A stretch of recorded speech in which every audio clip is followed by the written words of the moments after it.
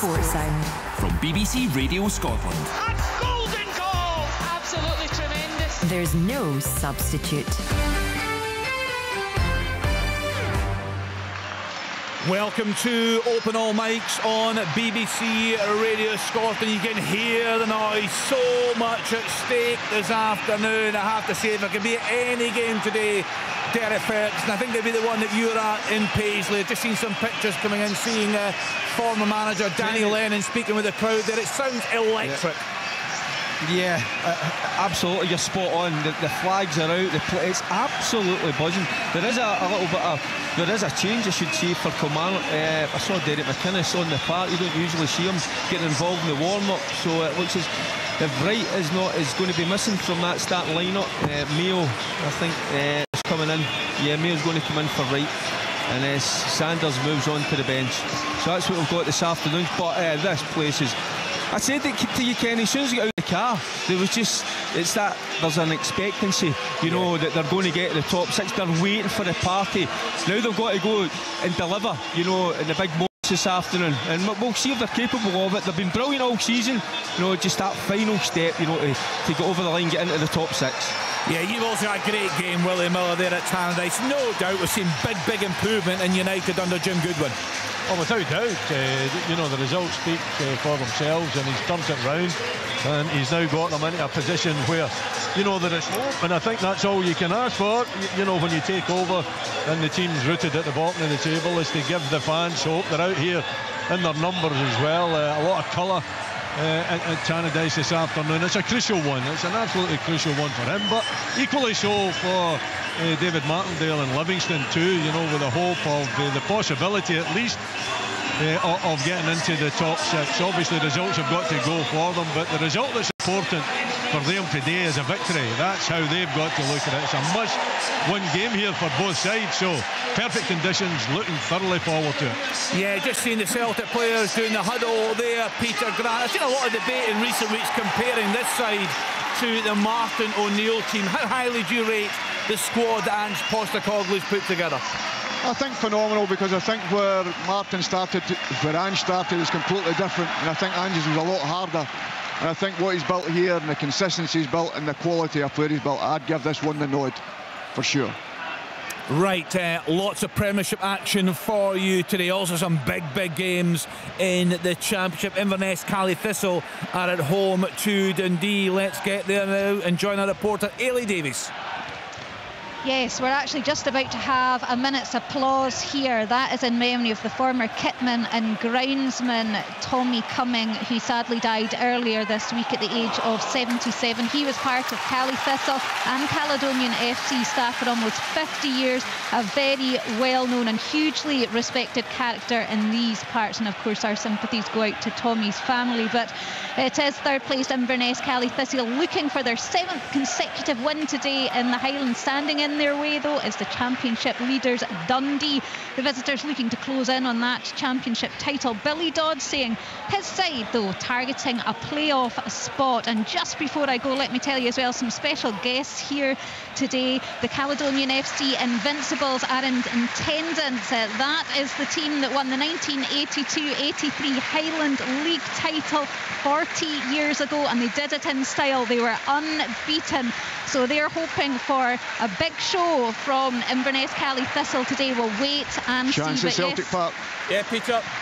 Big save by Joe Hart, when then it was put out for a corner, and the corner came in. It was another great chance to put it over the bar. I'm just working out who it was. I think it was Slattery there. So a big chance. Muller started the game very well. Celtic have got to start. Now they're on the attack now. Yeah, very confident start for Stuart Kettle-Wells' team. We heard there at the top of the table clash in the Highlands. A very different story for you this afternoon, Gavin Wallace at Gayfield. Yeah, absolutely. It's worst home record against worst away record in the league this afternoon. Kenny Arbroath against Cove Rangers. Not long kicked off, 0-0 at the moment. Arbroath just a decent chance, but Scott Fox saving pretty well. There's been a couple of changes for the home, or one change for the home side this afternoon. Dylan Tate, he hits the bench. Al Baldy comes in, whereas the visitors, Liam Fox and Jason Naismith, come in for Gourley and Reynolds. And I think I was actually just looking at something, Kenny. It was this time last year that Arbroath played Kilmarnock at Rugby Park, and they were right up the top of the league, and now fast forward a year later and they are absolutely fighting for survival. There's not much in the way of points between the two. Culver in 10th on 27th, and Arbroath are 8th with 33 points. So I think both of which will be looking for Partick Thistle to do them a favour against Hamilton this afternoon. But 0-0, a few minutes gone here at Gayfield. We have our first goal in the championship. Morton 1, Wraith Rovers 0. Alex King in the second minute. Are you expecting goals in your game, Chick Young? Hamilton Accies against Partick Thistle? Well, Hamilton Accies have set off on the ghost train this afternoon. A scary ride, could be a dark tunnel for them. They are looking at that drop, the potential drop out of this division. Drop plunging down from the Premier League, remember, of course. Great crowd inside New Douglas Park. Is a chance for Accies at the start. Oh, cleared just inside the 6-yard box, and this is going to be a great game. Massive Partick Thistle support have come through to Hamilton this afternoon and get behind the team. Of course, Thistle still dreaming of promotion place and getting themselves into the Premier League via the playoffs. Drama, although what division, Kenny? Only Wraith Rovers in this division, you named them today. Only they are the team who are playing for nothing in terms of relegation or promotion. What a league it is. Yeah, it's a great league once again. It always delivers, does the championship. Right, let's fingers crossed try for Alan Preston. He's at McDermott Park. St Johnstone up against Hibs. There was a suggestion, Alan, you're still away celebrating a much needed change of fortune for your team. Listen, it's the first time in weeks I've had a smile on my face, but I didn't want to text Willie just in case, because we've still got a game tomorrow. Just at this game here, we're 5 minutes gone, Kenny, on the clock. Hibs, it was the same team that beat Hearts last week. St Johnstone made 2 changes, out go Halberg and Murphy, in come Considine and Witherspoon. It's been quite an even match so far. St Johnstone at the free kick at the edge of the box, straight into the wall. 0-0 here at McDermott. This game, St Johnstone, Stevie McLean, caretaker manager, trying to win for the first time at home in the league in 6 months. And Hibernian know that if they win, they're in the top 6. If they draw or lose, Livingston have got a chance to pit them. So all to play for here.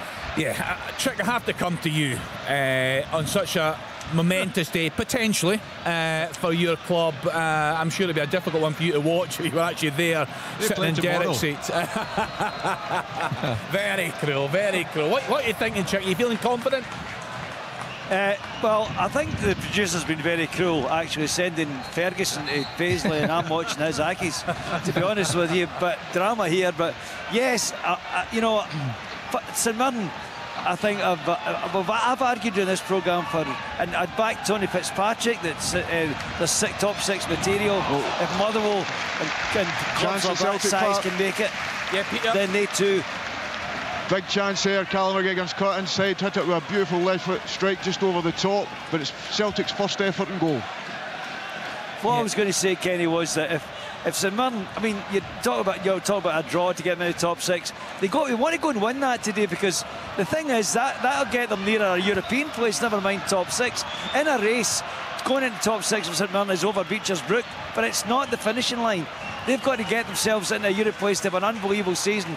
And I'll tell you this, and I'm not thinking many people agree with me, but if St Mirren get themselves into a European place this season, then for me, Stevie Robinson is manager of the year ahead of Ange Postecoglou, because it's resources versus achievement, and the budget that St Mirren have to get themselves a European place would be unbelievable for me. I understand what Celtic will have done, but the budget they have way outweighs what St Mirren have got to play with, and I think it's an unbelievable achievement. Chick, I've got to agree with you. To be honest with you, Chick, I'm quite nervous at the moment. Watching this, Kilmarnock are on the front foot, you know, pressing forward every opportunity. They're not allowing them time or space on the ball whatsoever. So Kilmarnock have made a better start. Now that's the kind of question mark for me, because you feel this in the stadium. They're so desperate, you know, for that victory to get the top 6. You know, that the players have got to deliver, and it's got that big game feel. But so, if they get it, Derek, and if they get European football, is Chick right? Is he manager of the year ahead of Ange Postecoglou? It's difficult. Yeah, I mean, you look at the football that Celtic have been playing. It's the standard that Celtic have set. It's the displays that they're producing. It's hard to argue. But you know, this side that Stevie Robinson has put together. Check, there's no argument. You're wrong. That's not you. Thanks, Willie. The Dons. Just tell him you like Duke chicken, you'll be fine. Okay. I see Hull City hadn't even heard of him this week. I think if a manager wins 3 trophies out of 3, it's a hard sell to say that somebody else should be getting the big prize, isn't it? I think it. Listen, Callum Davidson won 2 domestic cups with St Johnstone and wasn't named manager here. That was an absolute disgrace, in my opinion. Yes. But I think wasn't the decision happen again? Wasn't that decision though made? The decision had to be made before the cup final. The second, I think that was a timing. I think that was a timing issue. If it was made after he won the second one, then he would have skated in. But, it's going to be made before the Scottish Cup final this year as well. Yeah. So it's the same year. And I remember one year Alec MacDonald took Airdrie to the League Cup final and the Scottish Cup final and wasn't named manager here. I think Walter Smith got it that year. I think we just blinded by the old firm too many times, and I think it's another to achieve it. And they haven't done it yet. Check it's your colleagues that vote for it. I know, and that's how I'm going to vote. And you're the chairman of President, Willie, I think. President. Thank you, Kenny. Thank you, Kenny. A bit of respect. Thanks, Kenny. Have you got no influence on them? Come on. Well, wait till the night, Muller. We'll find out. An envelope. What do you think, John Collins? I think Chick's being Chick. Go on, John. Being Chick, It's a bit controversial there. What's that mean? If Celtic win the We all know what that treble, means. if they get the treble, there's only one manager. But Stephen Robinson's done a wonderful job. There's no doubt about that. What an achievement. Queen of the South 1, Montrose 0, Jack Bryden on 8 minutes, Alloa 0, Falkirk 1, Brad Mackay on 9 minutes. Let's then get round the grounds there. You're saying a nervy start from the home side there. Yeah, as Kilmarnock have had the better of the play. They've got the ball down. They're getting forward at every opportunity. And normally when I've watched St Mirren, they start really quick. They're a really physical, powerful side. But Kilmarnock are more than matching them at the moment and are playing the better football. So no chances yet in the game so far for both sides. But Kilmarnock just slightly edging it at the moment. And Motherwell holding their own at Celtic Park. Peter Grant? Yeah, they've started very well. I was just listening to Chick there. It's only 1-1 as the manager at Celtic Park is Ange Postecoglou, but all have started very well, and they've played really well. Peyton just in behind, they've got Spittle just off Van Veen, so they're not sitting back. And it's one of the teams I've seen coming to the halfway line actually quite a few times in this game, and not sitting so deep as allowing Celtic so much of the ball. Chick, don't worry, you're getting a lot of flack here, but you'll get your own bat. I've got something in front of making the first day of the season. We'll get that a little bit later in the programme. Here's a chance for St Johnstone. Oh, great save by Marshall. As Marshall makes a mistake initially, as the ball plays back to him, he fluffs his kick straight to Dre Wright. Dre Wright drives to the edge of the box, right foot shot, good save by Marshall. Still 0-0 at McDermott. What's happening at Tannadice, Willie? Not a great deal. I'm hoping that some football's going to break out shortly, Kenny, to be honest. It's very nervy. It's kind of end-to-end stuff. There's no control of the ball whatsoever. Both teams too anxious to get the ball forward. So, it's not been a start to the game that I think is pleasing on the eye, but at the same time there's so much at stake that you can perhaps understand it. So it's 0-0 here, and unfortunately no real chances to be spoken of. Yeah, so no big goals so far across the country.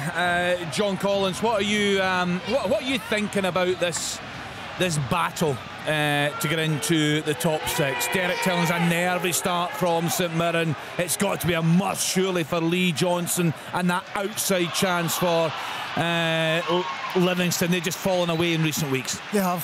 You've got to give Livingston credit. They're up there. They've got a small budget as well. St Mirren, again, smaller budget than Hibs. If both those teams get in the top 6, it's a wonderful achievement. If Hibs don't, then it's disappointment. For all the Hibs fans, the minimum target for Hibs is top 6. Check it, McDermott. Apart from, I don't know what, maybe John will be able to help us, but there's a check. The game's been halted. There was a free kick played into the box, and it was Gordon. That's fine. Check complete. I think it was a potential handball, John, but it didn't look. Yeah, it looked like it was nothing. Both players went up, never hit any. I never seen it hit any hands, so correct decision by the referee and VAR. Albion Rovers 1, Stenhousemuir 0. Joe Bevan with a goal there on 9 minutes, and a full time earlier on from the English Premier League. Fulham beating Leeds United by 2-1, and a goal has just gone in England. Leicester City 0, Wolves 1. Cunha with a goal there on 13 minutes. Let's get into the Championship then. Some big games there today. Ailey Davis, who's made the better start in the Highlands? Well, it's the league leaders that are very much on top here. 10 minutes gone. They've had a couple of chances. One just a minute ago. It was Luke Hannock with an effort just outside the box, and that going wide. I think it maybe took a deflection. Inverness on the break here. Billy Mackay in the box, but looks like the danger's averted. Dundee able to get the ball away. Yeah, that really the first chance Inverness have had. They've not threatened. Dundee looking very confident here. It's 0-0 at the moment in the Highlands. Any early chances at Gayfield, Gavin? Yeah, there's been a couple. Ryan Dowse had a couple of decent half chances for Arbroath. Lewis Longstaff also for Cove Rangers post a really good save from Denny Gaston, but the wind is no surprise. Kenny causing a lot of issues at the moment. Not a day for the high balls, but both teams are persisting on that at the moment, but 0-0. And just looking at the bottom of that Championship table, Chick, you know, it's so tough for Hamilton Accies. Can they catch Arbroath? They've got to get something in this game today. Yeah, just for Derek, let me say, it's a nervous start from Hamilton Accies. This over having most of the game, getting forward has been brilliant actually. You can sense the excitement inside this ground. It means so much to both clubs, of course, for different reasons. There have been chances at both ends. Brian Graham probably had the best of them, ball in from the right hand side, hit it in the volley. Sadly from his perspective, it was right into the arms of Brian Fulton in the Accies goal, but some tremendous football, great atmosphere, a huge travelling Thistle support. Maybe a 1,000 or so made their way to Hamilton this afternoon. It's just brilliant, and set again, what a division this is, the Championship. It's 0-0 at the moment, Kenny, but in answer to your much earlier question, yes, I'm guaranteeing you goals here. Oh, right, we'll take that. Falkirk, Kelly going close moments ago. Yep. Kenny, it was good play. Watts in the middle of the park, freeing Vassell just into the box. The angle was always against him, but good striking. I'm not sure from this angle how close it was, but the keeper, I think like casting in goals, was scampering across his goal line. So as I say, it is a nervy start from St Mirren, and I get it, win the battle, there's a lot of physicality out there, but I think it's time, let's get the ball on the deck, let's get the ball moving and let's see some football. But it's certainly Kilmarnock, that have shown a little bit more bottle at the moment in this game in terms of getting the ball down and want to play. You just want, there's possibly a concern that St Mirren have built up the top six thing in their heads, maybe even subconsciously, and that that maybe might put them off. I don't know, Derek, how it's looking to you. Yeah, and as I say, it's get that big game. It feels like a final down here this afternoon. Huge crowd, and sometimes atmosphere. that can transpire onto the players, and that affects their display, because even already Tom O'Hara, just lets a ball get away from him. Bacchus there, it's a simple ball into the box, into feet, misplaces it. Just those little bits and pieces, they need to tidy up on, and you just wonder, is that the kind of nerve, the big crowd, the big game situation, just maybe getting to a few of them at the moment. Goal for United. Jamie McGrath from outside the box. Set up, middle of the goal, hits it with his right foot. He's not challenged at all. It goes into the right hand corner low. Great strike from him. Fantastic start to the game. Out of nothing. It's a goal for Dundee United, 1-0. Yeah, fantastic. What a job Jim Goodwin is doing. Yes. A great ball in from Matt O'Reilly. Maida makes a run, gets in at the back stick. Maida, and a great save by Liam Kelly. Yeah, Chick. A break by Thistle down the left-hand side. Aidan Fitzpatrick is clean through Kenny. I thought he's got to score. Opens the right foot to put it to the goalkeeper's left, but it just beats the goalkeeper and goes beyond his left-hand post. Should have been 1-0 to the Jags there. Falkirk 2-0 up now, away to Alloa. Kai Kennedy with the second goal on 15 minutes. Queen of the South down to 10 men. Jack Bryden shown a red card, and from the resulting penalty, goal for Kilmarnock. Wow. Oh, it's brilliant from Vassell. Powerful play, he's shaped to shoot, and he actually cuts back. And I think it's Donnelly, he's just bombing into the box, he just lays it, a lovely way to pass. I tell you what, Donnelly makes no mistake, and deservedly so, Kilmarnock take the lead. That is a huge goal, Tom English. Yeah, look, it's early days, but it is. I would imagine there's a huge crowd there. St Mirren, but I said they're pretty quiet. The Kilmarnock end is absolutely that's full to the brim. Yeah, and they're enjoying this moment. And quite rightly so, because, and I kept saying it, you could see there is a nervousness about St Mirren.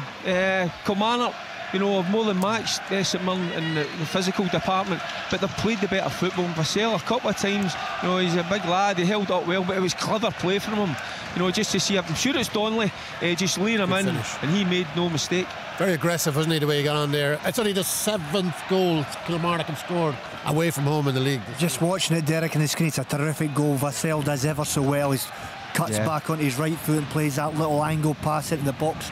Great run in, takes it to his right and pops it in the bottom corner of the left. Terrific goal from Kilmarnock.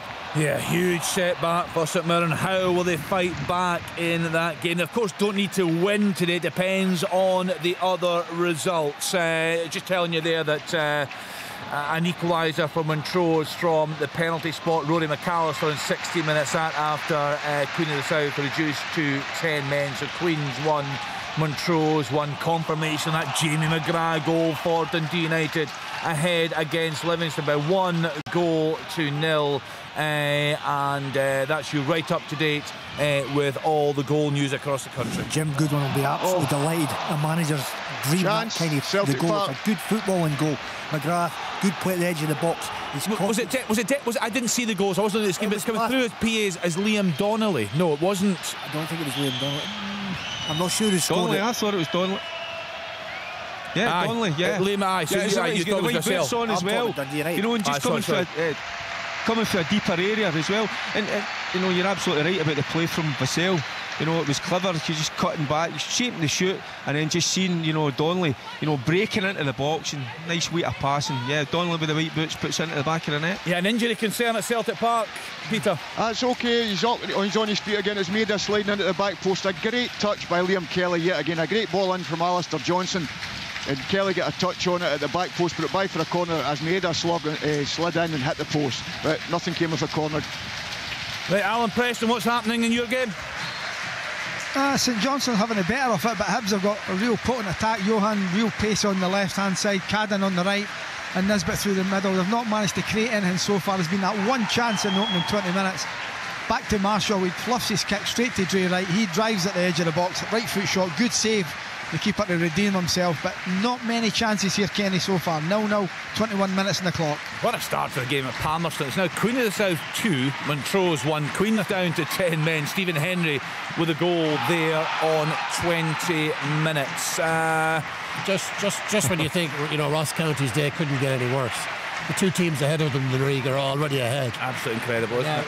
They're now 4 points adrift at the bottom. Early days to go today, but oh man, this is looking bad news for Ross County. Chick, would that be a good time for me to revisit the opening day of the season?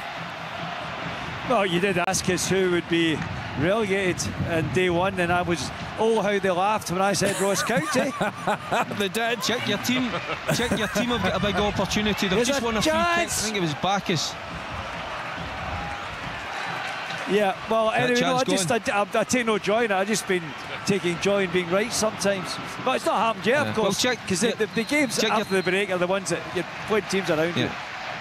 They've got a big opportunity. Bacchus just fouled right in the edge of the box.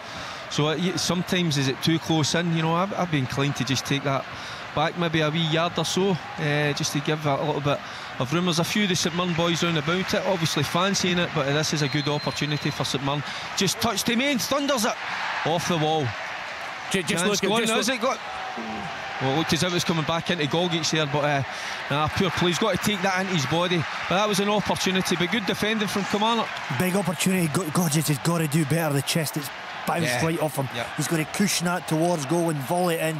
That's a chance. Absolutely, John. Yep. Just looking at the teams predicted to be getting relegated or to finish bottom, certainly. St John's, from the start of the season we had this conversation. St Johnstone, St Johnstone, Motherwell, St Mirren, Ross County, that was Chick, and St Johnstone again. There wasn't a lot of confidence in St Johnstone. Of course, they were involved in the playoff final. They easily saw Inverness Cally Thistle last season, but it's certainly been a struggle in recent weeks, Alan. You've been voicing concern for weeks now about how badly they've been playing.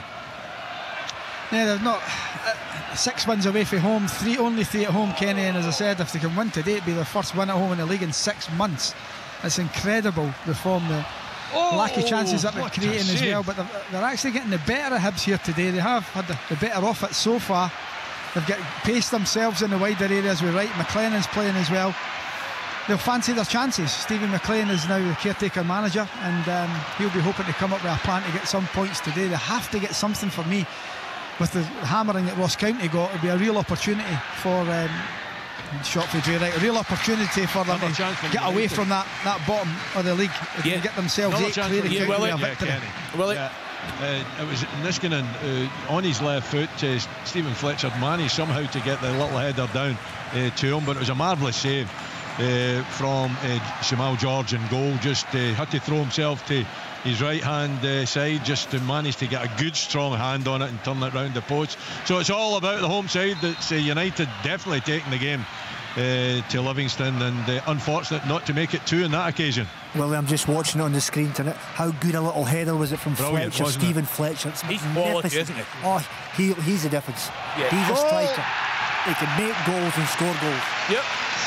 Goal at Celtic Park. Great strike, as we said earlier on, from Callum McGregor. Again, he's had that effort from the edge of the box. It's seen a slight deflection. I'm not sure who it was in the centre of the goal. Maybe Butcher. It's ended up in the bopping corner, but that was the only way Celtic seemed to be going to get the opportunity to shoot from distance, and Callum McGregor's taken on, as I say, taking a big deflection. I think it was Butcher. So 1-0 Celtic. Yeah, guys, actually, with Peter, with yourself and John on this. Goal! That's a mistake by Marshall. It's an overhead kick by Stevie May. It's a corner that comes in. It's flicked on at the front post. Stevie May's got his back to goal. It's an overhead kick, but surely, John, you'll get a better look than me. Goalkeeping error by David Marshall at his near post. He's got to save that. 25 minutes on the clock. St Johnstone 1, Hibernian 0. First thing I've got to say is what an acrobatic effort from May. Superb time, but goalkeeper's got to save it. I've not. It's going to come up again. I've only seen it once. He's had a few mistakes in recent weeks. Yeah, David Marshall. Just waiting for a replay. I don't know if it takes a deflection, John. Obviously, from where I am, I can't see it, but for me, it just looked as if he fumbled it and it goes into the back of the net. It's poor from the goalkeeper. He's got to save that.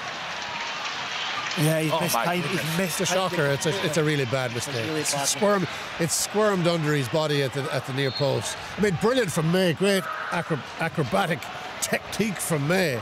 And he's got plenty. He's hit it well. But was he distracted with the players in front of him? Do you think? Yeah. I don't think so. I think he's seen it. No. I think he's seen it coming. He'll be very disappointed not saving that. He's a good goalkeeper. He's been a good signing, but in recent weeks he's been making mistakes. He'll be disappointed at that. Stranraer 1, Elgin City 0. Dylan Forrest with a goal there in 24 minutes. Callum McGregor with the opening goal for Celtic. So John and Peter with a great debate the past couple of weeks, actually, Midweek Sports and last Saturday. The guys giving us their player of... What a miss! It's unbelievable. It's a couple of chances for Thistle. Ross Docherty drives it in. I think it's Brian Graham. He's about a yard out and he's got the goal at his mercy. Somehow somebody got on the line and diverted it past for a corner kick. Thistle should have been ahead, Kenny. It's still 0-0. Big game for both sides there. Kelty Hearts 1-0 up away. FC Edinburgh Aaron Dars with a goal there in 24 minutes. So John and Peter, your thoughts on player of the year. Kenny Miller went for Kyogo. Alan Preston, Derek Ferguson, Leanne Crichton all went for Callum McGregor. Willie was split. He wasn't sure Carter Vickers or Tavernier. Rory went for Kyogo. Chick went for Callum McGregor. John Collins, who is your player of the year? It's a really difficult call. Kyogo's been banging in the goals. He's been working his socks off. His attitude is sensational. An example to every young striker up and down the country. However, Callum McGregor is Mr. Consistent. He's every single week he's up there. He runs the show in the middle of the pitch, never hides, never hardly misses a game. Again, he scored an important goal today, but I think Cal McGregor shades it for me. And just a wee thing, John, because we did this as well. I think it's important to give other players who are not going to win it, but an honourable mention. You know, some of the guys that were suggested. Mark O'Hara got a lot of mentions in that. Goal! Yes! It's a goal at Douglas Park, and it's a goal for Partick Thistle. And his big Brian Graham at the far post rises and heads it beyond the goalkeeper. Accies look absolutely dismayed, but the Thistle fans away to my left start to party. It's a huge goal. It is. Well, they're giving it to Bannigan in the public address system. I'll check that, but it was Bannigan. I thought it might be Graham, but in any case, it is 1-0 to Partick Thistle against Accies. This huge game. I'm sorry, if you can see this one coming in, Kieran Freeman tries to control. He's up, thankfully. Tries to control the ball on the touchline down the right hand side, and he miscontrols it, and it goes beyond him, and he throws his arm out. He throws his arm out to try and keep the ball in play, and in doing so injured his shoulder. So he's lying down there. He's went for the ball with his arm, injured his shoulder. Thankfully he's up, he's okay, but that would have been hilarious. First definite goal for Hibs, and it's fallen to Kevin Nisbet again. Another overhead kick, didn't get enough on it. Comfortable save by Remy Matthews. That's Hibs' first real chance in a match. 29 minutes on the clock. St Johnstone 1, Hibs 0. Peter Grant, your player of the season? If he'd have stayed fit, I'd have went for Hatate. I thought he's been outstanding this season. I thought McGregor's been consistent, as you say, but I think Hatate's brought something different to the game. He sees passes, he looks forward all the time. He's created so many chances, and I think the injury just came at the wrong time for him, or he'd have been really well in there. Other than that, other teams I've looked at, like Van Veen, O'Hara, Duke, and even Nisbet before his injury. You know, when he slight injuries, he come back really strong. So I've been impressed with all these guys. I think there's a lot of good players in the league this year for the opposition teams. Van Veen to score 19 goals for Mull was actually quite incredible. I've got to back you up there, Peter. Van Veen. I mean, that's some achievement for a team down the bottom of the league struggling. 19 goals, league goals is outstanding. Yeah, he got a mention. Gogic, Duke, Mark O'Hara, a lot of mentions. With a good debate on that. Lots of goals going in. The league leaders in League 2, Stirling Albion, had fallen behind at home to Anne and Chris Johnson in 27 minutes, but an equalised there. Max Kilsby in 20. A chance? Yeah, it was actually for a Broth. Ball played over the top. They're really using the wind to themselves, and Dale Hilson got his head on it as Scott Fox came charging way out of towards the edge of the box, and it just bounced beyond the post. But that's the best chance of the match. Still 0-0 though at Gayfield. Yes, coming through. Check Brian Graham with a goal there in 28 minutes. Yeah, it was Brian Graham. I said, Kenny, then I said the public address announcer here suggested it was Bannigan, but not for me. It was a classic header for the big man. But all the pressures coming from Thistle. They got the ball to the far post, and he was just on the post and gnawed it down. Good basic centre forward play, gets it beyond the goalkeeper, and Partick Thistle have a real grip in this game. I don't know that Hamilton Accies have much of a grip in this position in the championship that they hold at the moment. Peter? Third opportunity for Maeda, getting in at the back post. Another great ball in, this time from Haksabanovic. He's beat the offside at the back post and put it by the post, but a big chance for him could put Celtic 2 up. I think that sums up Maeda, doesn't it, Peter? He gets into great positions and he just can't finish. His work ethic to get in there, John, is great for a wide player. And as I say, he should have hit the target because it's a fantastic ball in and he's kept himself on, as I say, well. So it's a big chance again for him. The goal scorer's had to go off here, Kenny. Yeah. Jamie McGrath has to go off. He's, I think it looked as though... Go Raz!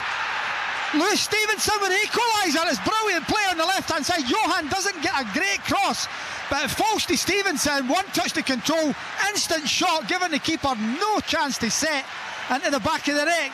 32 minutes on the clock. St Johnstone 1, Hibernian 1. Collector's eye of little Lewis Stevenson popping up in the box. Bang, what a finish. What's he like, Todd? He strikes me as just the ultimate professional. He's just a humble young man who gets embarrassed when you talk to him, but a manager's dream. Every day he's at it. Every match he's at it 100%. It's crazy football. Half an hour gone. Yep. St Mirren have not been at it. They're all over the place in terms of their general play. Dunn overhits one. A few boos come out, you know, from the supporters. Get a grip. You know, it's crazy, isn't it? You know, they're in party mood. Half an hour ago, 25 minutes ago, and all of a sudden, just not all of them, I'm just seeing one or two of them, you know. It is early days, but they look a bit spooked at the moment with the occasion. I go that every week. And rightly so. That was me, Chair. That was one of the boo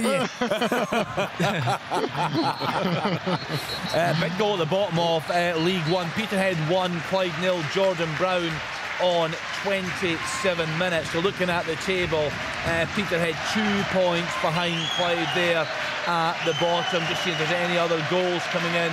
Injury concern at Celtic Park here. Yes, Peter. For Haksabanovic is down at this moment in time. He's not moved since he's went down. Another opportunity for Kilmarnock. It's a long throw into the box, flicked on. There's Vassell again, causing a lot of problems for that St Mirren defence. Gets his head on it, just wide of the target, the right-hand post. But Kilmarnock creating all the chances, playing a bit better football, and deservedly 1-0 up at the moment. Right, a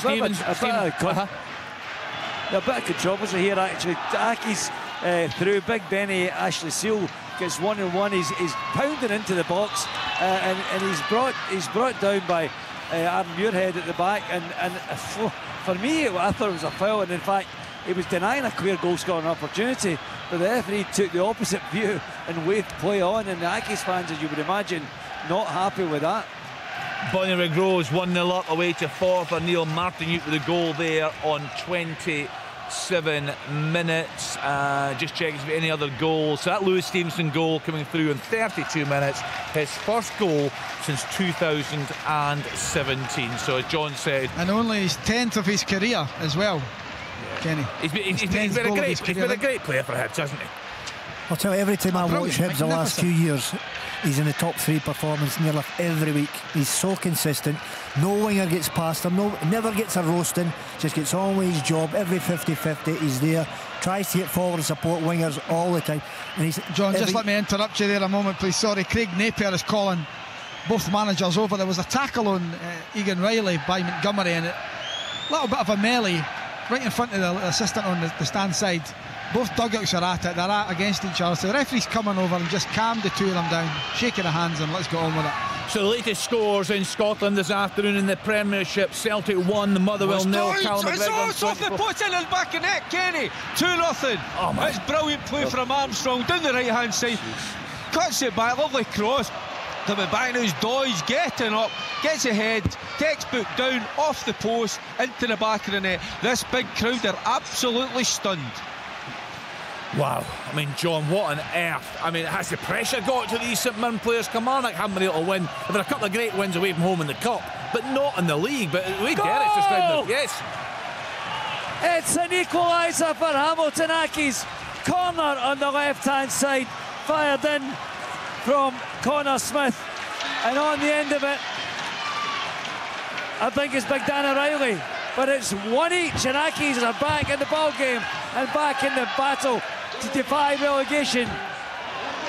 Yeah, that's a big goal for Accies. That's a great striker's header, isn't it, John, from Doige? Well, it's a fantastic header, and it's a good ball in the box. But Stephen Robinson, he's going to watch this tonight with his left back and say, what are you doing? Your job as a full-back is to stop the cross. He's about 10 feet away, jogging. That's no desire, no determination, basically saying put it in the box. And you've got somebody like Doige in the box, he attacks it well. Excellent from Kilmarnock's point of view, but disaster for St Mirren.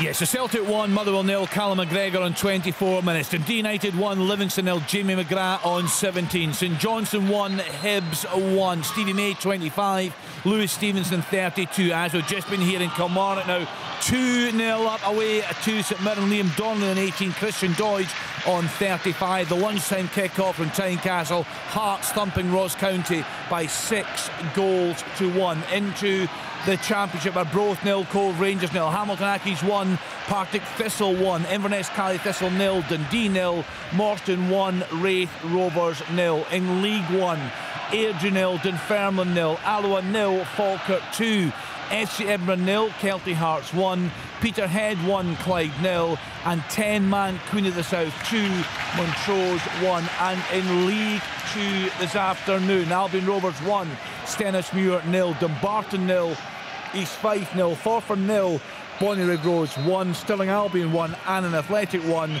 Stranraer 1, Elgin City 0. And in England, the lunchtime kick-off, Fulham 2, Leeds United 1, Brentford 0, Aston Villa 0, Crystal Palace 0, Everton 0. Leicester have just equalised against Wolves, that's 1 apiece. Liverpool 0, Nottingham Forest 0. Let's get back to you then, Willie Miller, at Tannadice. Anything from Livingston this afternoon? Not a great deal. They've saw more of the ball, since that second chance by Niskanen that was well saved. So they are taking part in the game. They weren't before that. It was all about Dundee United.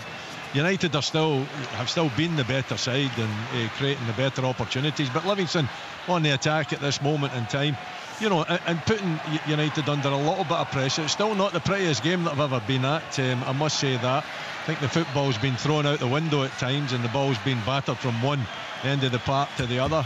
But it has calmed down a little, so much more even. But I'm still suggesting that Dundee United so far have been the better team and thoroughly deserve to be that goal ahead of Livingston. But Livingston, having a little bit of a fight back.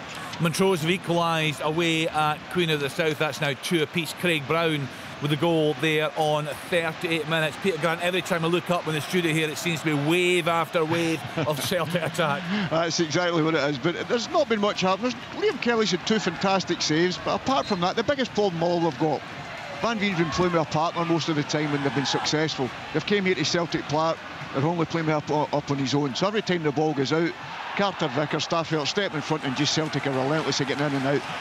But they've not created a lot of chances with it, as we say. A couple of good saves, fantastic saves actually. But apart from that, there's not been much happening. The difficulty, as I say, for Muller, they can't go out when they win possession back. And then if they're just waiting to be beat, that's what it looks like at this moment in time. So whether Stuart looks at it and thinks, I'll move Spittle closer to him, that's probably the opportunity, as you say, because maybe there's not much line on the game for Motherwell, and maybe that's something he has to look at, because if it's not, it's going to be like this probably for the next 70 minutes. What's happening in your game, Ailey Davis, Inverness, Cally Thistle at home to Dundee? Yeah, well, no goals, I'm afraid. It's quite kind of edgy, this game. No one really giving much away. Inverness just did have a corner. It was Nathan Shaw, who's been playing well for them lately. He took the corner. It found Delaney, and his cross found Robbie Dees. It was an awkward bouncing ball. He did get a shot away, but Legends able to save. So, yeah, as it stands, not a huge amount happening here in the Highlands. It's Inverness, Cally Thistle 0, Dundee 0. Any more action in your game, Gavin Wallace at Gayfield? Not really, to be honest. We had one more chance. Dale Hilson, another one, a through ball down to that left-hand side. He cut inside with his right foot, tried to go for the postage stamp for it, just went over. I think our both are enjoying most of the possession and the better of the chances, but still 0-0 at the moment. Kenny, I was just wondering about the Graham Shinnie situation with the appeal and the response from the SFA. Is it any thoughts by the guys on how the SFA has responded and some of the words that they used to condemn Aberdeen's approach to that appeal? Guys, your thoughts on that? What I can do, I can flag up. The extra game's ridiculous. Well, isn't it? What do you think when the reasons came out yesterday, Tom? They were quite interesting. Yeah, they were interesting, and we will later on when the action is over. We'll be dealing with this. You've potentially got an update. Potentially got an update on it. We'll have a good old chat about it then. But I thought it was a red card. I don't blame Aberdeen for appealing. I think the extra game was utterly needless and incendiary, but having read the reasons yesterday, I can understand why it was given. I don't agree with it, but I can understand why it was given. But there's more to this, and we're working on it as we speak. Yeah, stay tuned for that one. What did you think, John? Well, from my point of view, I was a midfielder waiting for many tackles like that. For me, it was not a red. Are you kidding, John? No, I don't. You're getting for a tackle? All right, sorry. Come on, get away from you. That was my job. Your legs. Beautifully timed.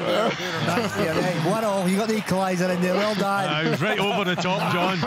he was over the top every time. I seem to recall last week, every pundit, John, felt that it shouldn't have been a red card. I think it was only Rory Loy thought it was worthy of a red card. Yeah, well, for me it was not a red card, and I read Aberdeen's what they put down to the SFA, and I thought it was well written and accurate. And to get an extra game on top of that, for me, is ridiculous. Yeah, and for the SFA to respond by saying that what Aberdeen put forward was unreasonable and implausible.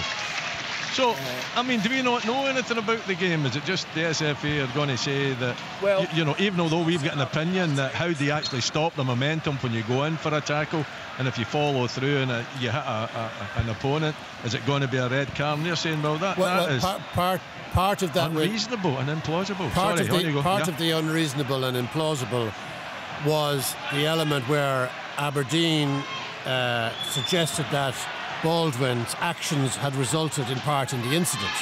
I think that relates in part to that.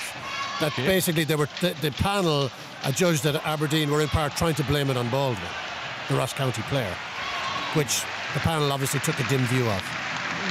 I didn't read that. I think that's taking it to the extreme. What Aberdeen had said, I think it wasn't a great tackle from Baldwin. I don't think Baldwin tried to hurt Graham Shinney. I don't think Graham Shinney tried to take the player. I think in these things, John, there's got to be an element of intent. You know, and for me, the only intent there was that Graham Shinney wanted to win the ball at a crucial time towards the end of the game. And in doing so, the momentum took him through and made contact with an opponent. I don't see that being a red card. No. If it is, and Stuart Dougal says in the verdict that they have banned since 2016, I think, the tackle from behind. In my book, they're now going to ban the tackle from in front as well. They just don't want that kind of a tackle. They want to take it out of the game altogether, and I think we'll lose something from the game if we go that far. I think the danger is we look at it in super slow motion in stills. You look at anything, any kind of tackle in super slow motion and in stills, and they look 100 times worse than they actually are in normal play. For me, Baldwin was slightly late going for the tackle. He was going for a block tackle, but he's trying to plant his foot and go for a block. He was too late. Shinney's got there early, won the ball, and as you win the ball, there's no handbrake in a human body. Your leg continues going in that direction, and unfortunately for him, the direction was the player's leg. But he had won the ball, and there was no intent to snap him in two or anything. Tom, what did you think of? What did you actually think of the decision? Was it the correct decision, the red card? I thought it was. But I've listened to John and Willie and an awful lot of ex-pros, and an awful lot of them are saying that it wasn't. So this is not clear-cut. The one thing that I could say is that it wasn't clear-cut. I thought it was a red. Plenty of people thought it was a red. Plenty of people didn't think it was a red. It's subjective. The referees made the call. I don't think it was a lousy call. Not like some of the lousy calls that we see. I think so. The appeal failed, and it was this. And this is what we're maybe working on at the moment. I think what's caused the furore here is the word frivolous. That Aberdeen got the impression that their case was thrown out because it was deemed frivolous by the panel. Now, I'm getting some information on that, how this frivolous thing came into the conversation. But certainly Aberdeen felt that their case was deemed frivolous, and they reacted angrily to that. I don't think it was. The word frivolous has done a bit of damage here, quite honestly. I think in reading the SFA statement, I think you would be angry with what they have says in it, Tom. You know, I think the ball almost dismissed it as, you know, why on earth do you think that you could appeal that one when the majority at the time, and still the majority, thinks that it was a decent tackle, and we've put all the reasons for that forward. But the SFA in their wisdom, and bearing in mind the referee did not give a foul at the time. No foul was given. So I think the SFA are just trying to dismiss it. They're right. They're always right. And any concerns that Aberdeen have. But it's a panel. It's not the SFA though, Willie. It's an independent panel. Who's on the panel? Well, we don't know. That's what you've got to know. Who's on the panel? I don't hear any ex-players, is it? Thanks, Chick. Have any of you guys ex-players ever been asked to be in these panels? Anyone in the programme today? I haven't. No, I have not. You think, Peter, that'd be a good idea, wouldn't you? Not for me. John described the incident absolutely bang on, the tackle. Yeah. You know, the way the boy goes in, looks to block it. Shinney gets there first. You know, yes, a bit of force, but if you're going to get into a tackle, you've got to get in with a bit of force. That's what the game's about. If you don't go in with force, you get injured. If you go in with a loose ankle or try and go in 60%, the first thing you're taught as a young player is in the middle of the pitch. If it's a 50-50, you go in with 100% to win the ball and committed. And that's what Graham Shinney did. But see, the thing is, but see all the things you talk about there, 100% right. But see, the one thing that did come up with the start of the season, with the referees were saying anything that leads with their studs. Graham Shinney can do absolutely nothing else once he's committed to the tackle. You actually see him bending his leg to pull out. He did try to take the pressure off. He's trying to pull out as well. Johnson won, Hibernian won. Thanks, Alan. Aberdeen argued that Shinney did not lunge, did not use excessive force, and was in control of his movement. The panel said none of that was true. Never a sending off, and it's St Mirren 0, Kilmarnock 2 here. Yeah, that's a big shock in the cards. They're a sellout at St Mirren Park. I mean, there's still a chance that St Mirren could get the job done, depending on the results elsewhere. But it's a half-time here, game. Celtic Park, Celtic 1, Motherwell 0. Yeah, half-time in Dundee as well, and it's Dundee United 1, Livingston 0. Thanks, Willie. Just as a goal came through there in Scotland, and it's in that game, if I can just find it, all the goals. Queen of the South 2, Montrose 3. Rory McAllister with the second of the game in first half stoppage, and that now is a half-time scoreline. Also half-time, Stirling Albion 1, Annan 1, Stranraer 1, Elgin City 0. FC Edinburgh 0, Kelty Hearts 1, Dumbarton 0, East Fife 0. In England, Liverpool 0, Nottingham Forest 0. Alan telling us St Johnstone 1, Hibs 1, Celtic 1, Motherwell 0.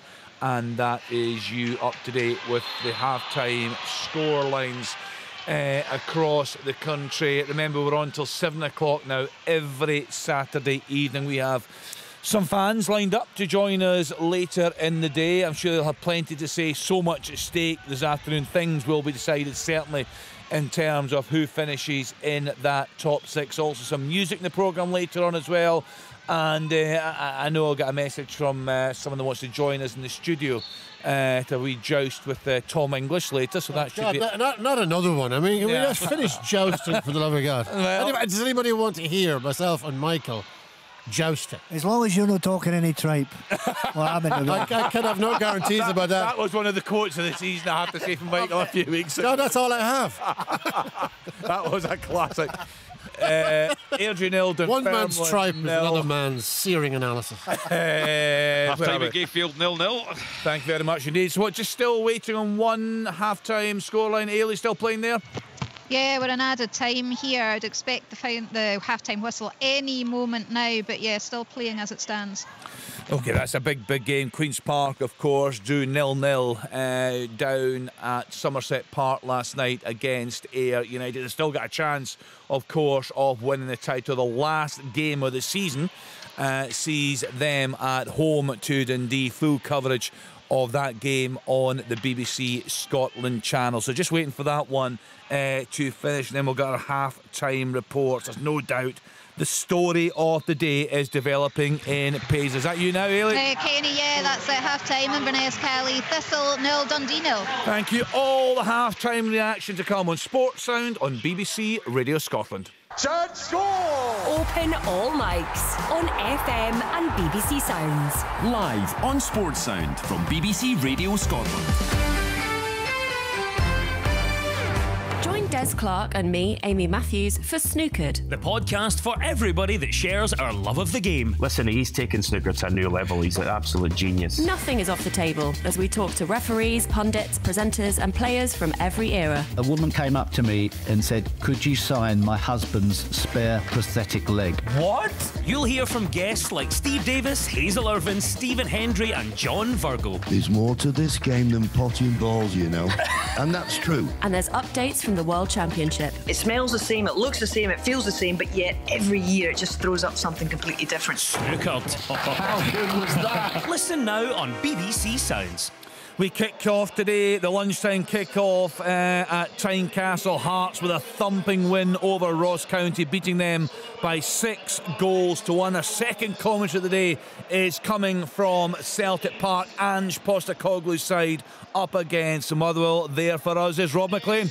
Kenny, Celtic halfway to an 18th win on the bounce. If they get it, they will be 15 points in front. Rangers playing tomorrow, of course, in the northeast. With, for the champions in waiting, just 5 games to go, it will be at that point. But a lot of credit here we go to Motherwell and Stuart Kettlewell and the way they've performed against Celtic in the first half, managing to limit the pace setters in the Premiership to just the 1 goal so far. And there was a big flurry at the wrong end from a Celtic point of view right from kickoff when Kevin Van Veen caused problems, as you suspected he might, given possession of the ball here today. He managed to steal it for Motherwell, fire the ball in from the byline, and it was stabbed away by goalkeeper Joe Hart, with Motherwell flooding players into the box. Not that Motherwell were able to replicate that too often in the first half, but they've shown plenty of structure and organisation. There's been lots of planning that's gone into this. They've put plenty of players behind the ball, but that's never a guarantee of anything here at Celtic Park, and they've done well to limit Celtic to what they have done. Really, apart from the goal, there hasn't really been a big save for Liam Kelly to make. The stops he has pulled off have been ones you would expect him to do. Where he was beaten was midway through the first half. Callum McGregor took on a shot from 30 yards out, flashed in on goal. It took a big deflection off a Motherwell defender before flying past Kelly and into the corner. That's the difference in terms of scoreline so far, although Celtic, Emma, as you would expect in the game, have dominated the ball, and they're desperate to add to that solitary goal so far. Yeah, listen, this is the way Celtic have been playing all season, and last season is possession-based football. You know, those small passes, piling on the pressure, can get crosses into the box. They've been a huge threat at set pieces also, but credit to Motherwell, you know, that they've rode the storm so far. You know, they've conceded that 1 goal. Could have been a stroke of luck for Celtic, but you know, when it's McGregor's had that strike, and it's ricocheted off a Motherwell player and wrong-footed Kelly. But yeah, listen, for me, I think it was just a matter of time, given the pressure that Celtic were putting on Motherwell, for them to have the ball in the back of the net. And I think the second half, we'll see, it'll be much more or less the same. You know, I don't see why or how Motherwell can change their game plan, but for me, I think Celtic will just up the ante again. You know, they'll bring on fresh legs. I'd imagine we'll see that, and they'll obviously want to get goals. You know, you hear Ange speak about that quite often when he's speaking to the media. Is he wants to score goals. He wants his team to score goals. You know, he wants the fans off their seats. You know, it brings a lot of excitement to football, and you score goals, it wins you games, you gets you 3 points. The good news for Motherwell is they've produced a really impressive first 45 minutes. The bad news is they've got to do the same again on the other side of half-time. Halfway through here, Celtic 1, Motherwell 0. So the home side in charge at Celtic Park. Let's then get to McDermott Park. St Johnstone against Hibs there for us, Alan Preston.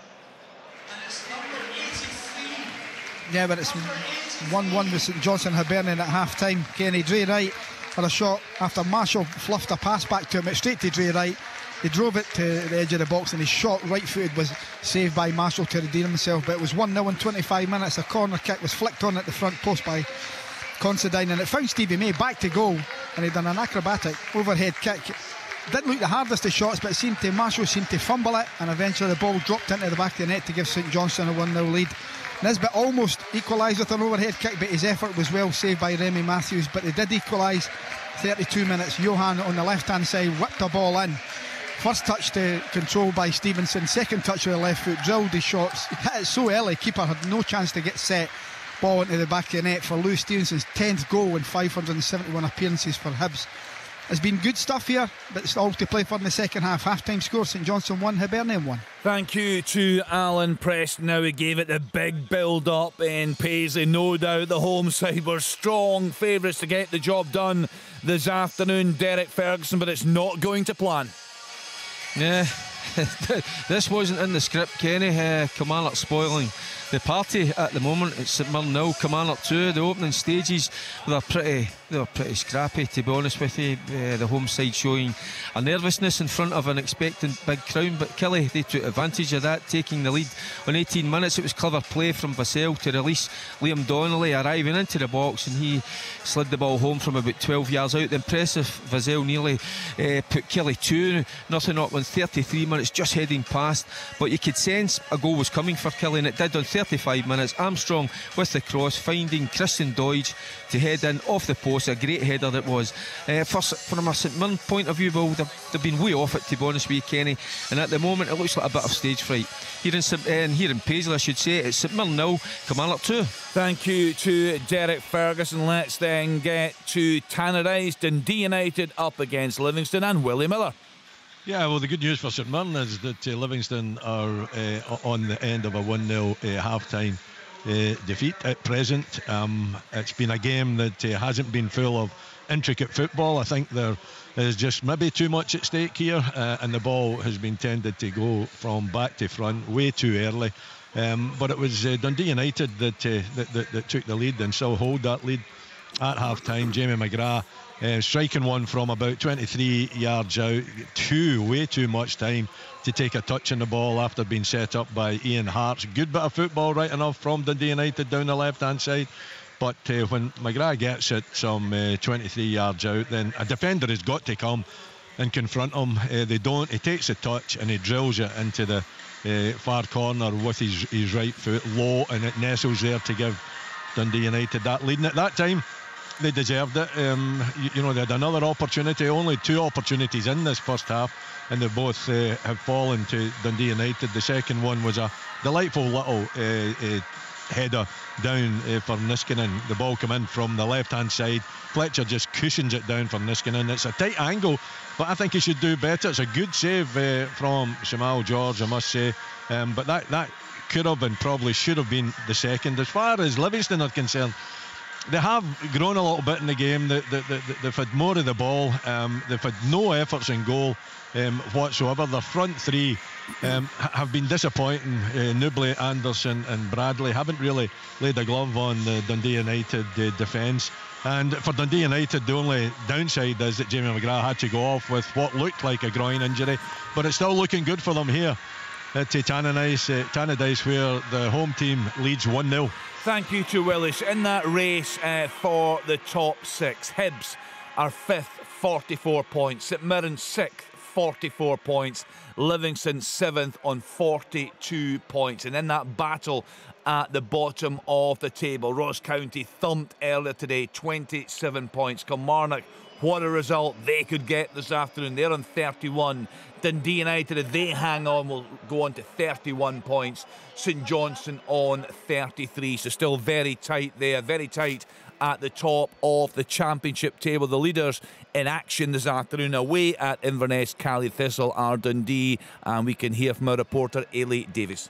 Yeah, at half-time it's Inverness Cally Thistle 0, Dundee 0. Not a huge amount in it here at the Caledonian Stadium in the Highland capital. The visitors perhaps just edging it. They look a bit more threatening in front of goal. They had a very early chance in the opening minute. Luke McGowan, a close range effort. That was cleared off the chest of Mark Ridgers in the Inverness goal. Zach Robinson as well with a couple of opportunities. One just before the half-time whistle, a header, that going just wide following a McGowan corner. The home side, they have had chances as well.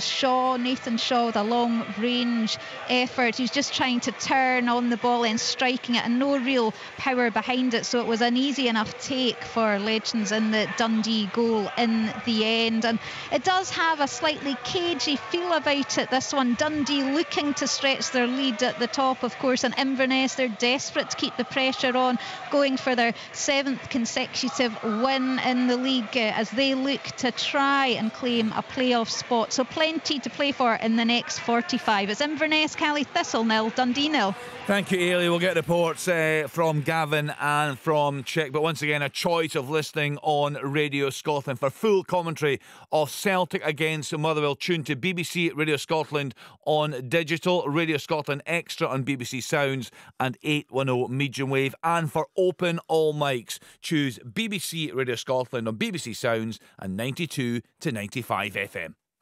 On digital radio, FM, online at BBC Sports Scotland, your smart speaker, and BBC Sounds. This is Sports Sound from BBC Radio Scotland, where Scottish football lives. Welcome to Open All Mics on BBC Radio Scotland. So Ailey giving us the half-time report from that top of the table clash. At the other end of the table, Gavin Wallace, Arbroath up against Cove Rangers. Yeah, Arbroath 0, Cove Rangers 0, Kenny. I think when the teams that hold the worst home and away records between them, the concern is maybe we're not going to have a classic. It was a scrappy start, not helped with the wind, I need to say, as well, and the nerves that both teams obviously shown as they're fighting for their championship lives at the moment. The Hawks have enjoyed, though, the best of the chances and the lion's share of the possession. Ryan Dow has a couple of good chances, 22 in the clock, he cut inside, and the shot really, he took the shot on when, to be honest, he had 2 or 3 players in the box he should have squared, so that's a good chance squandered. Dale Hilson, after 32, won the foot race between him and Jackson Lonrig after a ball over the top. Scott Fox came charging out, the header though just trundled by the post, and the best chance for Cove Rangers probably came from... Yes, Derek, probably came from... No, sorry, I'm sorry, I shouldn't have cut across you there, I apologise. But it was a brilliant chance. I'll tell you now, the ball wide in the right, it's a wonderful cross from Watson, and then McKenzie coming in, he hits it absolutely bang on the money, but what a save it was from the keeper, absolute top drawer. So unlucky not to get 3 up, Kelly. Thanks, Derek. I'm happy for Derek Ferguson to cut over me all day.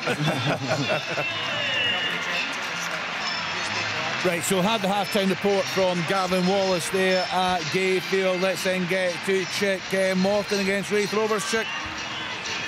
Yeah, this is your official game of snakes and ladders in the championship. Snakes for Hamilton Accies and ladders, hopefully from the particular perspective that they can go up.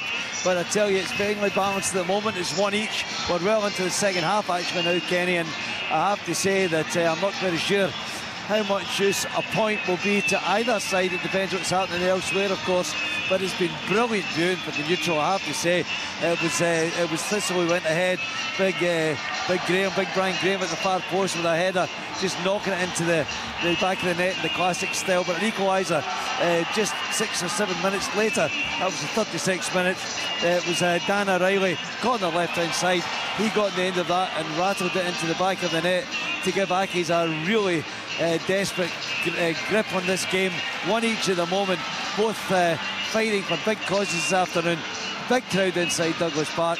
It's a great game, and it's 1-1. Thanks to Chick. Another game is Morton 1, Wraith Rovers 0. The championship table, top to bottom, Dundee 59 points, Queen's Park 58, Inverness, What a brilliant breakaway from St Johnstone. Dre Wright, he runs 50 yards after a lovely flick by Stevie May.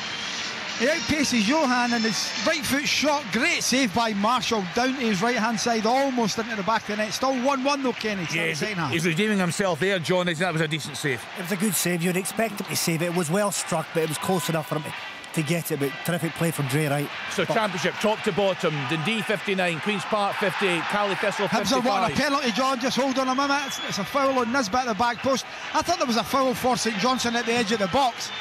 The referee's going to take his time here. It will be looked at. Nisbet still wants a penalty kick. You'll be able to have a look at it, John, for me. Well, the referee's let me know what you think. I thought it was a foul for St Johnstone first and foremost. Looked like there was contact. Nisbet's went down far too easily, but looks like contact. The referee's waiting now for the VAR instruction. Yeah, we'll get a decision on that. I'll try and go through this championship table. Partick Thistle 53, Ayr United 52, Morton 51, Wraith 42, Arbroath 34, Accies 30, Cove Rangers bottom on 28 points. Still wait, Alan Preston for the decision Play on, there. no penalty. Play on, yeah. Right decision, John. It was a 50-50. It was clumsy. He never meant it, but I think he did touch Nisbet and make him go down, but whether Nisbet was going to score, I'm not so sure. But what's the atmosphere like there, Derek, for the home fans? What are you sensing there at St Mirren Park? It was a red card, surely. It has to be a red card. And it's Jago, and a horrendous tackle on McLennan. A really poor tackle. Referee straight out with the red card. John, have a look at this.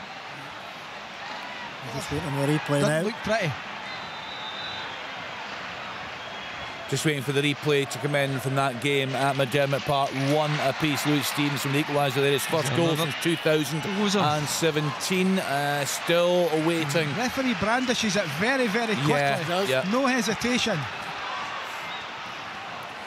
Liverpool have got a goal up against Nottingham Forest. Diogo Jota on 47 minutes. Opening goal of that game. FC Edinburgh have equalised at home to... No chance, a red card. Absolutely. When he gets the ball, there's no chance that's a red card. His foot is low. The referee was so quick, John. He doesn't take his time at all. His toe. He's pointing his toe. He's got the ball, and then the players come into his foot. Just another Graham So that'll Shitty. be looked at rescinded. Graham Shitty, here we go. Don't bring that up again. FC Edinburgh 1, Kelty Hearts 1. Ennis Murray with equaliser on 46 minutes. It's a no for me, a definite no. John, so this has to be looked at then, if the way that you're describing it to me, because as soon as the tackle's made, and I'm talking within a second, he's got the red card out. Yep. You know, and it's too quick. He's not taking his time to think about the decision. And he's got his hand up to his ear. He just brandished it straight away. I'll be surprised if this is and a he's red. now obviously be taking advice to see if he's going to come and have a look at it. Diego's still I on think the this should be overturned. I don't know what it looks like from where you are, Alan. No, he sent him off. He's off. VAR's agreed with it. Wow. So you, John and Tom, you both think it's very, very harsh. I want to see it again. I think he gets the ball. I don't think he goes in with excessive force, to be honest. I don't think he endangers the opponent. The tackle. Here we go now. That's not a great angle. Chance at Celtic Park. Yes, Peter. Great play with Alistair Johnson. Ball into Kyogo, who turns fantastically well in the box and just drives it by the post. A fantastic effort, but still stays Celtic 1, Millwall 0. He pokes the ball away, doesn't he? He kind of toe pokes it away. It's not like he's coming in with his studs up, or excessive force, or endangering the opponent, from what I can see. I'm really surprised at that. He's only getting called over there, Tom, if they think he's made an error. And I'm surprised, to be honest, when I watched it again, I thought he will be called over, and there's a good chance, I know it doesn't happen often, but that it will be overturned. But no, he's stuck by his decision. I'm a bit surprised. Yeah. Stephen Fletcher with a chance there, putting it over the bar. It was an awkward one for him. It's on his left foot. He's coming back the park, but he should do better. He should have more control of the ball. It's been all Dundee United in the second half. Couple of opportunities. You know, at the start of the second half. Great chance again. Good ball, Dre, right to the back post. Stevie May, he's hung in there for a while at the back there, gets a downward header, and Marshall saves it with his right foot at his post. Good start to the second half by St Johnstone, who have that man advantage. Tremendous play from Dre Wright, whips it to the back post. He's set up really up superbly well. May as well. He's hung and attacked the ball. Hibs defenders waiting it, and May got up. Good save. It was right in the keeper. Well, we'll need to make a substitution here. I think it's a concussion, actually. I think it's a concussion for Casey. I see him not doing all the tests. He has to come off now, and Blaney is replacing him at left centre back. Yeah, quite right. Don't take any chances with that one. So a change for Motherwell. Derek, give us a sense of the atmosphere there among the home fans at St Mirren Park. Kenny, as you would expect, I think they're a bit stunned, but it's just they've came here. They're expecting to win well, get top six, have a party. But Kilmarnock, they've been at it, so they've been excellent. And I did describe there was a few boos, there's a few individuals that are getting a bit angry, but the fans have still got a part to play. They've still got to try and get behind themselves, get them going, because at the moment we've played that's 53 minutes, and they've not played one bit at all. They've been so poor, it's been unbelievable. And it's a shame, because in a big occasion like this, when you've got a full house, the place was rocking. I was expecting them to go and deliver, but not so far. Yeah, it's part of that full house. Yeah, Derek, 1,600 away fans there celebrating so far, Derek. Yeah, it was another opportunity there. Well, I'm saying an opportunity. It's Alan Power, the captain, just curling one from about 30 yards out, trying to find that top left-hand corner. I'm not sure how close it went, but it wasn't too far. Again, the keeper scrambling across, and it should be 3-0 because Kilmarnock's Mackenzie, he's hit one on the volley from about 8 yards out, and it was an absolute top draw save from Carson in goal. Brilliant save. So they've dominated the play, they've had the best chances, and the only downside for Kilmarnock is this game should be dead and buried, and it should be Kilmarnock with all 3 points, but just with that 2-goal advantage, St Mirren, that home crowd, has still got an opportunity to get back into this. Yeah, Trevor Carson certainly got a nomination last week. We were talking about players that have had a great season. Nico Williams has equalised for Forest away at Liverpool, 1 apiece. Allo 1, Falkirk 2. Stefan Skugel has Allo back in it from the penalty spot. What were you saying, Alan? This is a nonsense, honestly. Nisbet of Hibs goes down. He's not injured, and he gets up. So the referee looks over, Hibs physio standing on the sideline. Nisbet waves the physio away, and rightly so. The referee, being the referee, says, no, you come on. Nisbet doesn't need him. So the referee now has told Nisbet to get off the pitch with the physio. The referee's having one. And I've seen the tackle again. It's like Snodgrass's at Tynecastle the other week. He gets the ball, Diego. It's never a red card. Have you guys had a chance to have a look at it in the studio, Tom? The Jago red card. It's not a red card. I mean, he reaches. Nowhere near it, Tom. Sorry? Well, nowhere near it. He gets the ball. It's like Snodgrass's at Tynecastle. He gets the ball. He reaches, sticks out his leg. He's stretching for it. He toe pokes the ball away. He gets all of the ball. So there's no real aggression in it. There's no endangerment there. We're back into VAR territory here now. Why has the VAR referee not had a look at that and said, no, this is not a red card? This is going to be a talking point. There's going to be a lot of anger about it. In my opinion, the VAR guys, anybody that thinks that's a red card should not work in football again. I mean, that just destroys players and managers. You work all week, game plan, big games, and a referee with loads of VAR, cameras, slow motion can look at that and say it's a straight red. My goodness, where are we? I think John, do you not think the players will be confused as well? You know, you talk about getting into a tackle, even though you win it, they talk about excessive force. And what is a tackle in this day and age? Wait till you see this one, Derek. Yeah. You'll be flabbergasted when you see this one. Well, you will see it on Sports Scene this evening. John Stephen Thompson will be up to preview that later in the show. We'll get his thoughts and what the general feeling is among the guys down there. Stirling Albion, they could be crowned champions of League Two this afternoon. They've come from behind. Jack Leach with the goal in 56 minutes. They lead Annan by 2-1. Liverpool back in front against Nottingham Forest. A second of the game for Diogo Jota, and an equaliser for Elgin City. 1-1 now away at Stranraer. Falkirk now 3-1 up against Alloa. Liam Henderson on 58 minutes. What's happening there at Tanridge, Willie Miller? Yeah, again, Kenny, it's scrappy. Sorry, I'm just looking at that Hibs tackle as well. And if you think the Graham Shinnie is debatable, then dearie me, what a decision that has. This game, it's kind of disintegrated a little bit. You know, Livingston are not showing signs that they can get the victory that they badly need. Celtic Park. Yes, Peter. Van Veen, unbelievable, picks up a clearance. Well, it's not a clearance, it's actually a good ball played into the area, but it's 1v1 for near enough the halfway line against Greg Taylor. Keeps backing off, turns him inside, gets inside the box and fires it past. A fantastic finish by Joe Hart to equalise. And Van Veen done all the work himself. Magnificent. Yeah, I mean, I asked for guys that should who won't win the Player of the Year, John, but should get a mention. You mentioned Kevin Van Veen. He's done a great job. Trick actually mentioned Open All Mics a few weeks ago. Would bigger clubs be looking at him? But I think his age went against him. But he's a terrific talent, isn't he? Well, if he wasn't 31, they would be getting a lot of money for him. The age is going against him. But it's a player with supreme confidence. He's picked that ball up just over the halfway line. One thing in his mind, I'm taking Greg Taylor on. And he's went left, he's right, and he's smashed it. It's a terrific finish. He's been on fire all season. 20 goals for Motherwell. Incredible. Really nice finish. We have another goal. Stenhousemuir have equalised against Albion Rovers. That's 1 apiece in that game. Let's then get into the Championship. Inverness Cali Thistle, a real top of the table clash there. Ailey Davis, any improvement there in the Highlands? Well, no goals, no breakthrough as yet, but all the pressure from Dundee though. Trick. Oh, it's been chalked up. He was sorry about that, but it was Brian Graham clean through. He's lobbed the goalkeeper, put the ball in the net, but the flag is going up the far side. It won't stand. It's still Accies 1, Thistle 1. Apologies. Ailey? Zach Delaney just giving away a free kick. It's going to be about 25 yards out for Dundee. They have had all the pressure in this first opening 10 minutes of the second half. A couple of corners. One wasn't far away.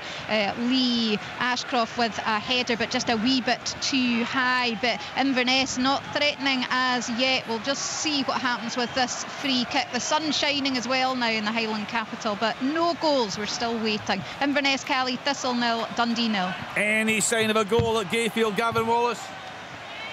No, I think it's probably the best way to describe it. And it's certainly not sunny either. I've actually just put my gloves on. That's how cold it's got. My goodness. It's not nice at all today. And of course the new press box means that we are literally just a couple of feet away from the assistant referee in front of us. But Michael McKenna had a volley, but it went well wide. But that really is the only chance of note so far in the second half. 0-0, Kenny. Stranraer 2, Elgin City 1. Matthew Grant on 59 minutes. The latest scores across Scotland this afternoon. It's now Celtic 1, Motherwell 1. Kevin Van Veen with the equaliser there in 55 minutes. Callum McGregor with a deflected effort for Celtic on 24 minutes. Dundee United 1, Livingston 0. Jamie McGrath on 17. St Johnstone 1, Hibs 1. Stevie May on 25. Lewis Stevenson on 32. His first goal since December 2017. What's off the line? Oh, sorry, Kenny. Thistle had to score there. Aidan Fitzpatrick, he's onto his left foot, jinks into his right foot. He's got to put it in. Somehow, Hamilton Accies got that off the line in a frustration for the Thistle fans behind me. This is some game. It's still 1-1. Yeah, lots of chances in that game for Chick Young. So St Johnstone 1, Hibs 1. The guys really disputing the decision to send James Jeggo off on 48 minutes for the away side. What a scoreline in Paisley. St Mirren 0, Kilmarnock 2. Liam Donnelly on 18. Christian Doidge on 35 minutes. So just to tell you where we are in the battle for the top 6. Hibs 44 points, St Mirren 44 points, Livingston 42 points. Into the championship this afternoon, Arbroath 0, Cove Rangers 0, Hamilton 1, Partick Thistle 1, Inverness Carry Thistle 0, Dundee 0, Morton 1, Raith Rovers 0. In League 1, Dunfermline have just going to go up away to Airdrie. They of course have been crowned champions. Alloa 1, Falkirk 3, SC Edinburgh 2, Kelty Hearts 1, Peterhead 1, Clyde 0. That's a massive game at the bottom. 10-man Queen of the South 2, Montrose 3. In League 2, Albion Rovers 1, Stenhousemuir 1, Dumbarton 0, East Fife 0, Forfar 0, Bonnyrigg Rose 1, Stirling Albion 2,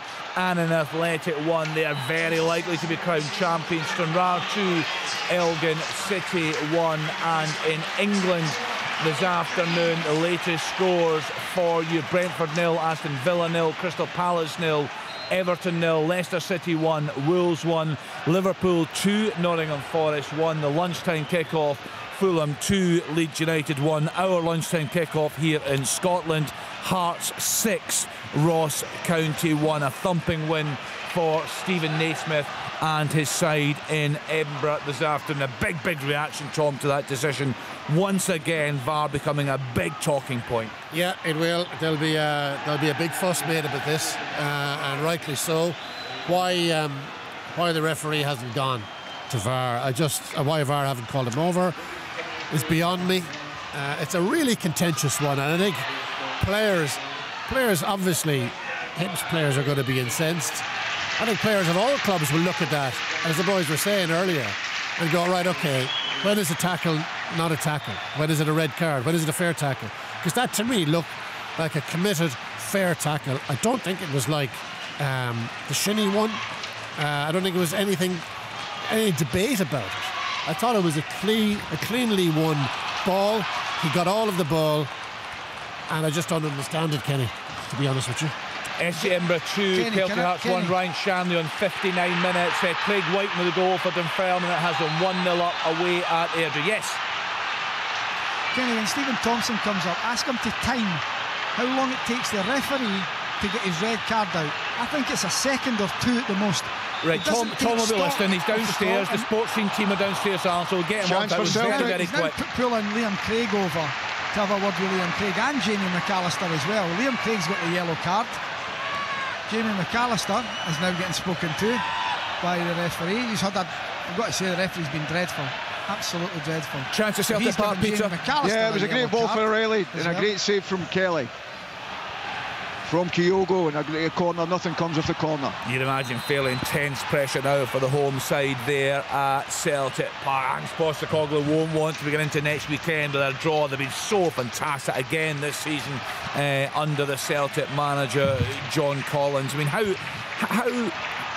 how do you see the semi-final next week? Do you again make Celtic very strong favourites, John? I don't think very strong favourites. They'll definitely be favourites. Confidence is high. They've got goal scorers at the top of the pitch. I think they've got threats in the wider areas, which I don't think Rangers have. They lack goals. Kent, 3 goals this season, 8 assists. Morelos scored a few goals and just into double figures. So goal at Inverness. Yes, Elliot. Yeah, it's the league leaders who've gone in front here. It was Jakubiak inside the box, but the final touch, it was Lyle Cameron just getting the ball into the back of the net. So it's Inverness, Cali, Thistle 0, Dundee 1. That is a huge goal for the league leaders. We saw Queen's Park, who had been in front for so long this season, being held to a goalless draw away at Ayr United last night. Stephen Henry's been sent off for Queen of the South. They're down to 9 men now in that game. Falk out of a 4 away. There's another one booked here at...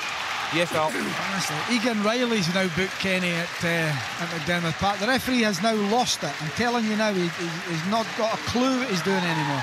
Who is he, Alan? It's Craig Napier. He's just completely... All the players... It should have been a free kick to Hibs there. He's given it to St Johnstone. Hibs players are irate, you know, but it's been poor for both sides. Yeah, and perhaps he's unfortunate, Alan. I mean, to be fair to him, I know he made the quick decision, but sometimes we criticise referees for waiting, you know, on VAR to intervene. Has he been let down by his VAR colleagues this afternoon? It has been 100% let down, because it's a clear and obvious mistake. It is never a red card. And it's life, and it's a chance. Oh, what a save by Marshall that is. It's a ball played in. I think it's Halbert come running in late. He gets a right foot shot on it from about 6 yards out. Marshall diving down to his left hand side. Great save. He was at fault for the goal, but he saved them a couple of times in the second half. But Kenny, you're right, the referee's been let down by VAR, certainly, but he's not helped his performance. Surely when the tackle goes in, you take stock, you take a little bit of time, you think about it, you maybe even consult with your assistant, who's very close to the incident, and then make a decision. He had the card out in seconds. Too quick for me. Far too quick, and it's a wrong call. Double substitution at Celtic Park. Haksabanovic going off for O, and Moy coming on for... Oh, he's off. He's got to be off. We've got a sending off. 2 bookings in quick succession, and it's a substitute. It's crazy. So as Terry Small, who's come onto the park, it's a silly, petulant little foul in the first place. Then it's great play from Watson. He's been excellent this afternoon for Kilmarnock.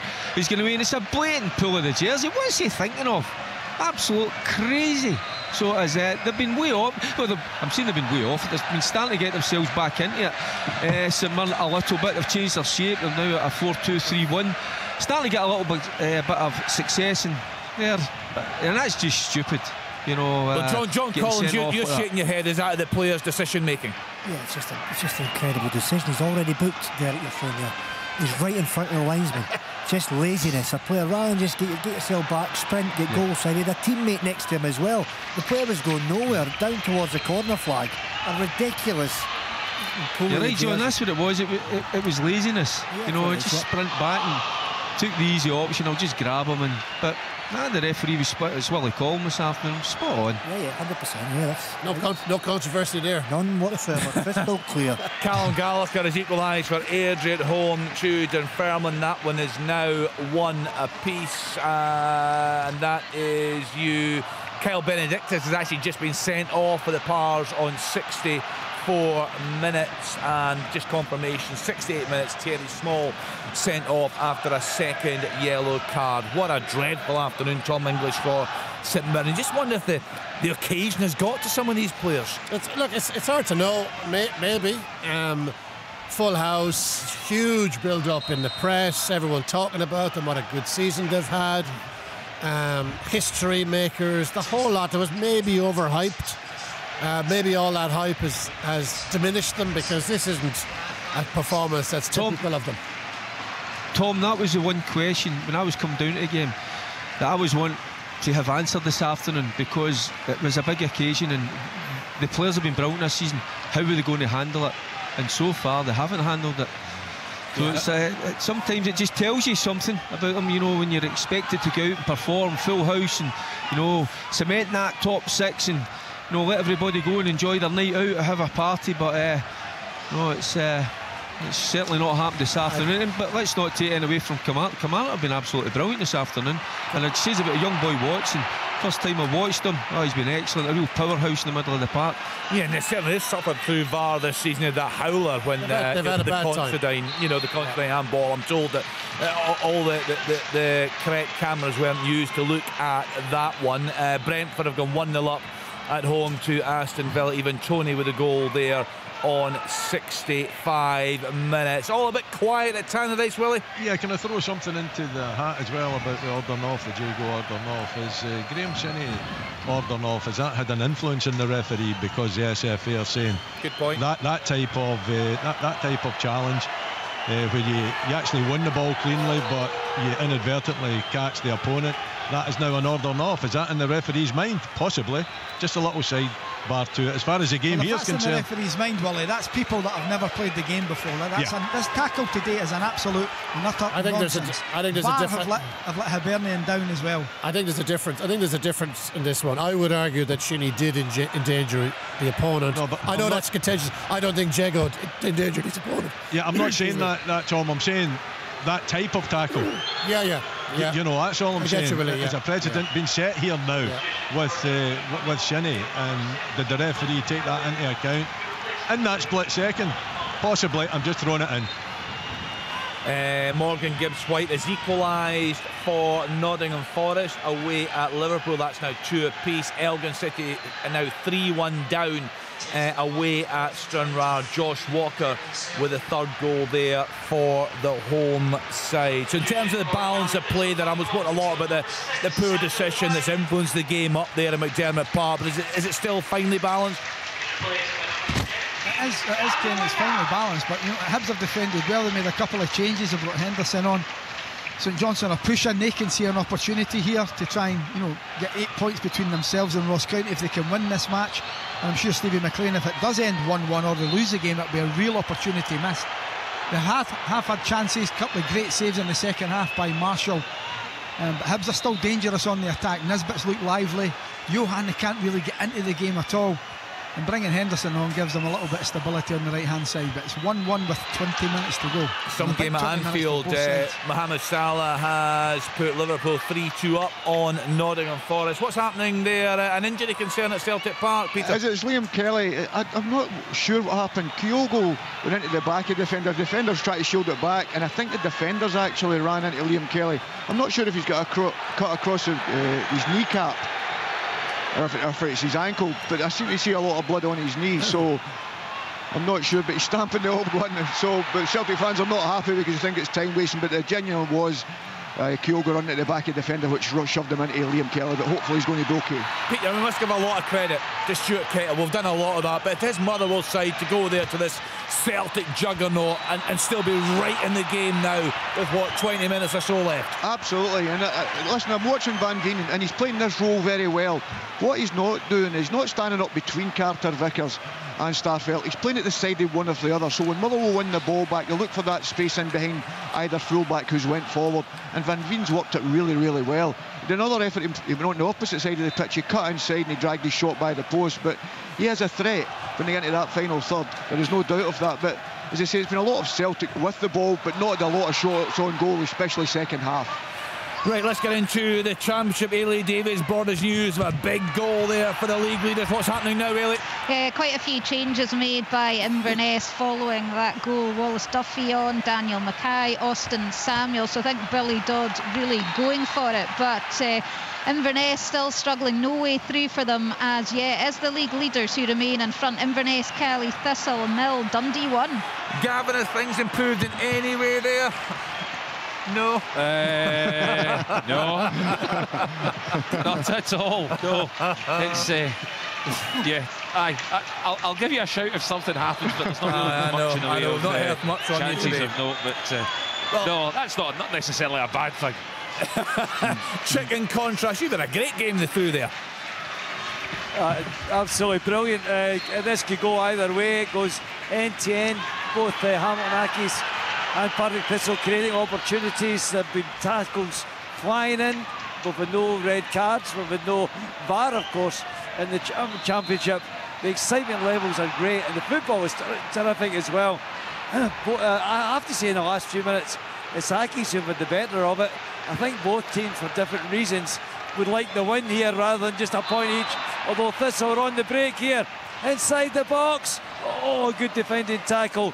Aidan Fitzpatrick on the run. Corner kick. Great game, Kenny. 1-1 at the moment. But you do get a feeling there might be a winner in this. Well, just having a look then at the live table. So Dundee 3 points clear of Queen's Park. So the three playoff spots at the moment: Queen's Park, Inverness, Cally Thistle, Partick Thistle. Ayr United a point outside Morton, who are winning today, 2 points outside. And just a reminder, the last day of the season, Queen's Park at home to Dundee. Full coverage on the BBC Scotland channel. At the bottom are Broth, 34 points. Hamilton Accies, 30 points. Cove Rangers, 28 points. Remember, Hamilton Accies have played a game more. And just to bring you up to date in League Two, we spoke about what a big day it could be for Stirling Albion. So after today, just 2 games left. As things stand, they will be crowned champions. 70 points to Dumbarton's 59. What a turnaround has been. Dumbarton league leaders for so long, and in the top flight. Just looking at the situation, they were spoken all day about the battle for the top 6. So Hibs 5th, 44 points. St Mirren 6th, 44 points. Livingston 7th, 42 points. They've got to find a way of turning this around, Willie Miller, because so far the other results are going their way. Yeah, absolutely. I mean, the game here, Kenny, Livingston have shown no real signs that they can take anything from this game. Dundee United have been the team in top, and very much in top, and you know, Livy really struggling to make any inroads at all. One shinny shot from outside the box is all they've got to, you know, call on in the entirety of this game, whereas Dundee United have got the goal and they've had 2 or 3 other opportunities. So, you know, as far as Dave Martindale is concerned, he's going to have to do something. He's going to have to, you know, change the tactics, get more players up top if he's any hope of turning this one round. As it stands just now, it's not looking very likely. Dumbarton have gone ahead against East Fife. Mark McNiff with the goal there. Kevin O'Hara sent off for Dunfermline on 72 minutes. Derek, we've spoken a lot today about St Mirren, but there was a huge amount of pressure on their way side today. My goodness, they're giving the 1,600 fans plenty to sing about. Yeah, they've been brilliant this afternoon, Kelly. Really impressed. The 2 boys in the middle of the park, the captain who's come back into the fray, Alan Power in there, he's been excellent. But the young boy, Watson, you know, getting forward, making great runs beyond at times, and they've just added as well Jones to the attack, and you know, they've played the better football. They've handled it. It is a big occasion, and they've handled it better this afternoon. Just a little bit disappointing, St Mirren, and actually for the St Mirren fans as well. Oof, there's another chance. I think that was Robinson there, just trying to get across the front post. I think he was claiming for a handball, don't think it was, but it's just when you come down here, Kenny, and you see a full house, and you know, and the fans expecting a win and expecting a big party, and it's, you know, it ain't going to happen. That's for sure, as we know that obviously St Mirren playing with the 10 men at the moment. It's just absolute stupidness from Thierry Small coming on there and doing that. So any chances they had of getting back into this have gone, but you know, Kilmarnock, you know, sometimes you just got to focus on a team that have been really at it and played well today, and they should be in the league more. Yes, Elliot. Yeah, it's the substitute Austin Samuels has just levelled for the home side. It was a close range effort, right foot, I think, straight into the back of the net. So we're all square here at Caledonian Stadium. Inverness, Cally Thistle 1, Dundee 1. Yeah, huge goal there in the Highlands. Kelty Hearts have equalised away SC Edinburgh. Callum Higginbottom on 76 minutes. Albion Rovers are in front against Stenhousemuir. Joe Bevan on 72. That is now 2-1, and Leicester City have come from behind. They lead Wolves by 2 goals to 1. Timothy Castagna with a goal there on 75 There's a big minutes. chance at Celtic Park. Yes, Peter. Carter Vickers at the back post. A great ball in from O'Reilly on the second phase of a corner. It's a great header, but I think he should score. It ends up being a good block on the line, and another corner out for a corner to Celtic.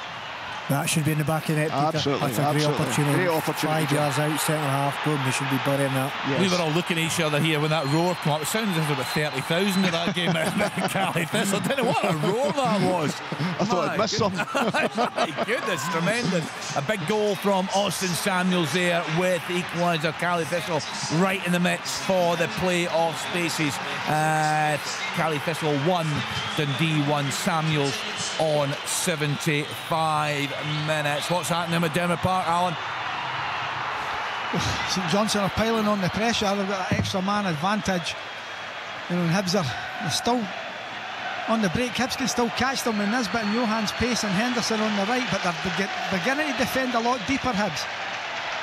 Stevie McLean has made a couple of changes. He brought on Halberg, he's brought on Murphy to try and stretch the game. They've got real width, but they need to try and get that second goal if they can. Hibs are defending really well. 1-1, Kenny, 79 minutes on the clock. Hibs are almost there in the top 6.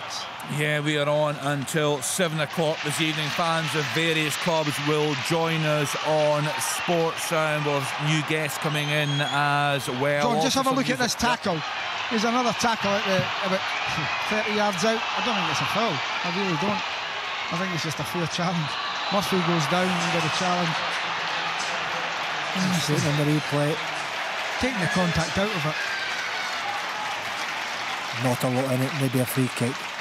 Maybe. Think so, yeah. Yeah, I think it's a free kick. Nothing. So how long to go there at Celtic Park, Peter? You know, Celtic, again, I can see it just looking at the screen, piling on the pressure, but Motherwell doing really, really well there. They've done great. They've got about 12 minutes plus extra time, so you're talking about maybe 17 minutes probably left. But it's interesting he's putting Vata on now. You know, and he's taking a midfield player off, so he's putting Kyogo, who'd put wide, he's putting him in behind now, and he's putting Vata on wide right. So he's going with the two strikers up, obviously trying to win this game, as his manager usually does. He's trying to obviously be on the front foot. Motherwell also making that substitution. Young boy Miller's coming on, Lennon Miller's coming on for Harry Payton.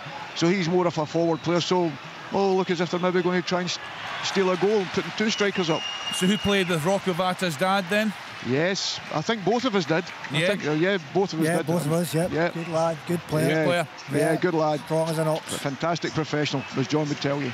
Yeah, be very, very proud to see his boy getting first team opportunities at Celtic Park, particularly when you think about this competition for places there. Every week we look at that bench and we see the incredible strength in depth. Everton are down to 10 men. Mason Holgate sent off in their match there away at Crystal Palace. It remains goalless. Brentford 1, Aston Villa 0, Crystal Palace 0, Everton 0, Leicester 2, Wolves 1. This could be a red card. This could be a red card. Brian Graham has reacted furiously down there, pushed Anaki's player onto the ground, raised his hands in the chest. The battle with the players still goes on in there. Players have come together. The referee's in the middle of it all. There's a real melee, and he'll have to pull this apart, settle it down. But Thistle could be in trouble here, Kenny. Yeah, I mean, I guess that things flare over at this time of the season. You know, there's so much at stake for both sides in that game. Chris Doolan has a tremendous job he's done at Partick Thistle. They're right in the mix for the promotion playoff places, and as for Hamilton Accies, fighting for their lives at the bottom of the championship table alongside Arbroath and Cove Rangers, who are bottom of the table this afternoon. Oh, big chance at Celtic Park. Great ball in from Aaron Moy. Fantastic header. Starfelt right at Liam Kelly, right down his throat. But yet again, I think he should score. It's a great chance, I tell you, isn't it? Yeah. It was Dylan McGowan involved with Brian Graham. The referee has been very lenient. He's given them both a yellow card. They came together, and Brian Graham clearly got a hold of McGowan and pushed him to the ground. I'd have thought raising the arms out was a red card, maybe both for both players, but we got away with a yellow.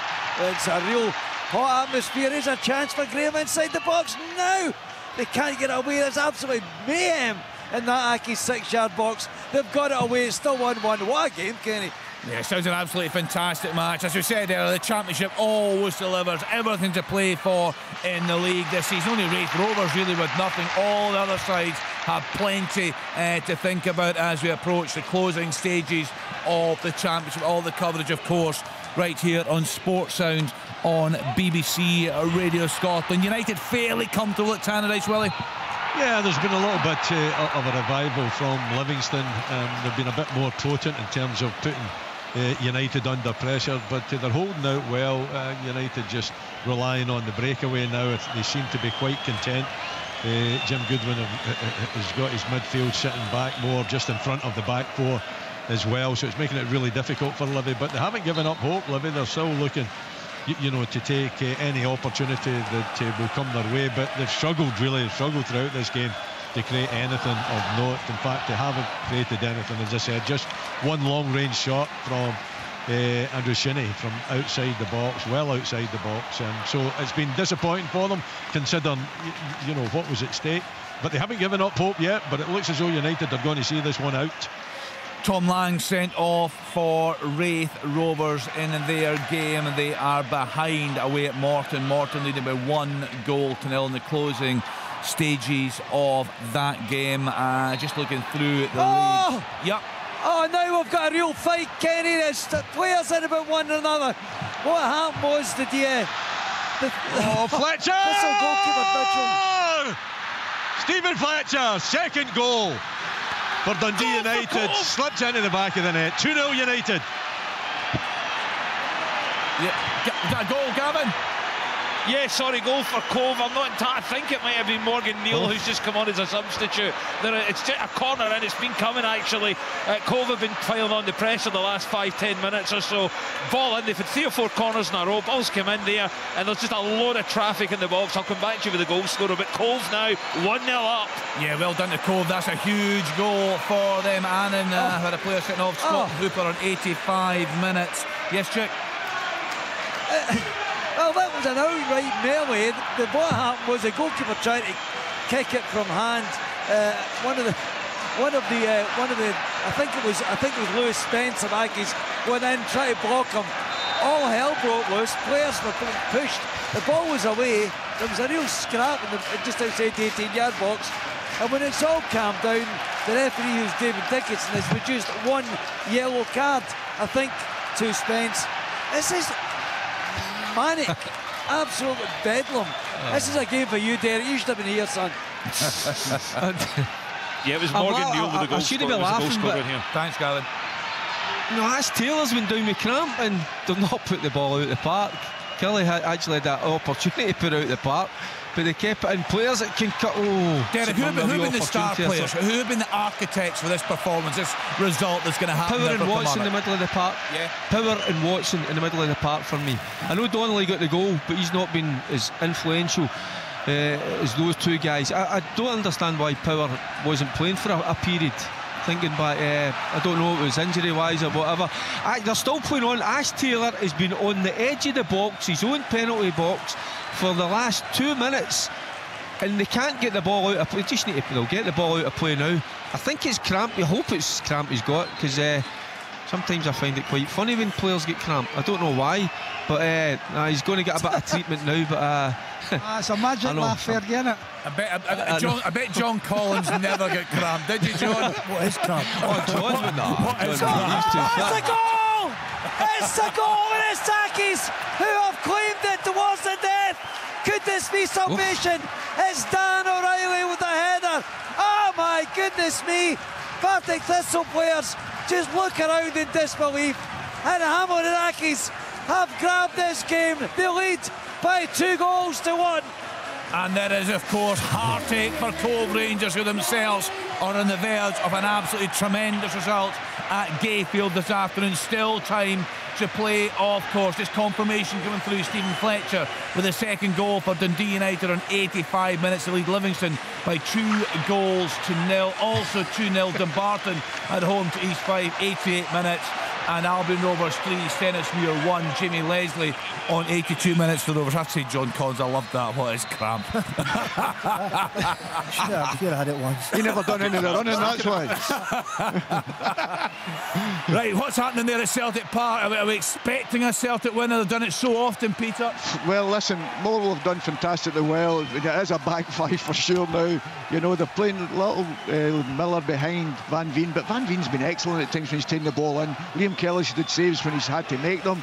The back three have been really strong in their work. and Celtic really have not had the shot for the last 10-15 minutes, you know, which is unusual for them, you know. So great credit to Motherwell. What a miss. That's a great ball in by Murphy. Stevie May goes to flick it. Carey, you think he's going to tap it in, but he goes under the ball. It's from about 2 yards out. He holds his run and knocks it in the back of the net. We're into the final 2 minutes where it's still 1-1 in Glenwood Park. Yeah, very interesting. We've got a wee bit of a fight as well. Kenny, it's Gallagher that's come on. I think it's Jones away over on the far side. I thought they were going to pick Gallagher was going to pick Jones up, but change here at Celtic Park, which is interesting. It's the first time I've seen Ange going to a back three. He's going to a back three here. He's taking Greg Taylor off. He's brought Turnbull on, so he's went with Johnson, Carter Vickers and Starfelt as a back three. Well, you know what you get with Turnbull, anything around about the edge of the box, it drops and he's going to have a dig at goal, and 9 out of 10 times he hits the target. So another attacking player. Oh my goodness me! Patrick Thistle have equalised! I can't believe this! O'Reilly scored the second goal in the 90th minute. Oh, what a chance! Up the park and made it 2-2. Wow, another chance. Was it Willie? Was it? Oh, no. Oh, what a chance. A fantastic ball in. Oh, heads it by the post. Got to score. What a ball in to young Vata. And a great opportunity. Yeah, he's got his head in his hands there, John Collins. My goodness. What a save that is!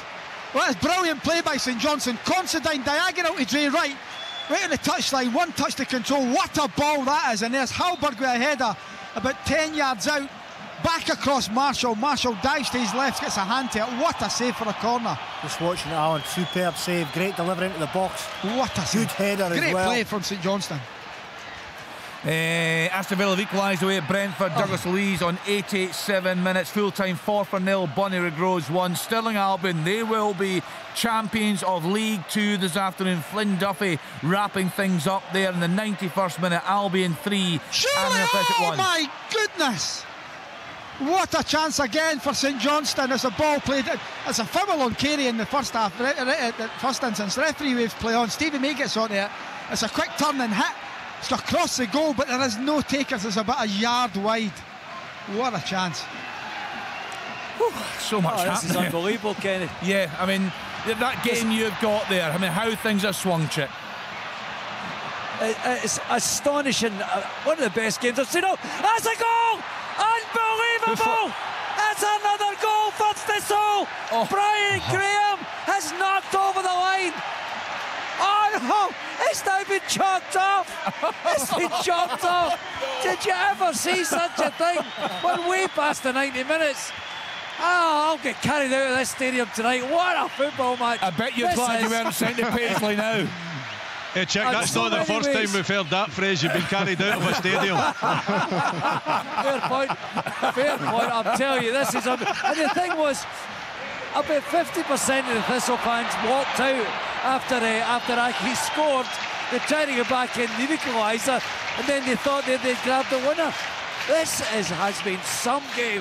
It's also a big goal at the bottom of League 1. Peterhead 1, Clyde 1. Cameron Salkeld with equaliser there on 92 minutes. Full time, Alloa 1, Falkirk 4. I gave you 4-0. Bonnyrigg Rose 1. That's also a full time scoreline. So just to confirm where we are in terms of that top 6 as things stand: Celtic, Rangers, Aberdeen, Hearts, Hibs and St Mirren. Livingston missing out by 2 points. You can't see any way back now, Willie Miller. Deep into stoppage time there? Yeah, deep into stoppage time. No way back. They haven't been good enough. They've thrown you know, a bit of the ball into the Dundee United box in the last 10 minutes or so, but with Stephen Fletcher getting that goal on the breakaway, taking it to 2-0, and with Livingston not playing anywhere near where they're capable of, then it's looking like very much so that Dundee United are going to take the 3 points, and Livy will have to play in the bottom 6 for the rest of the season. Congratulations to Brecon City. They will win the Highland League. It was a winner takes all this afternoon against Bucky Thistle.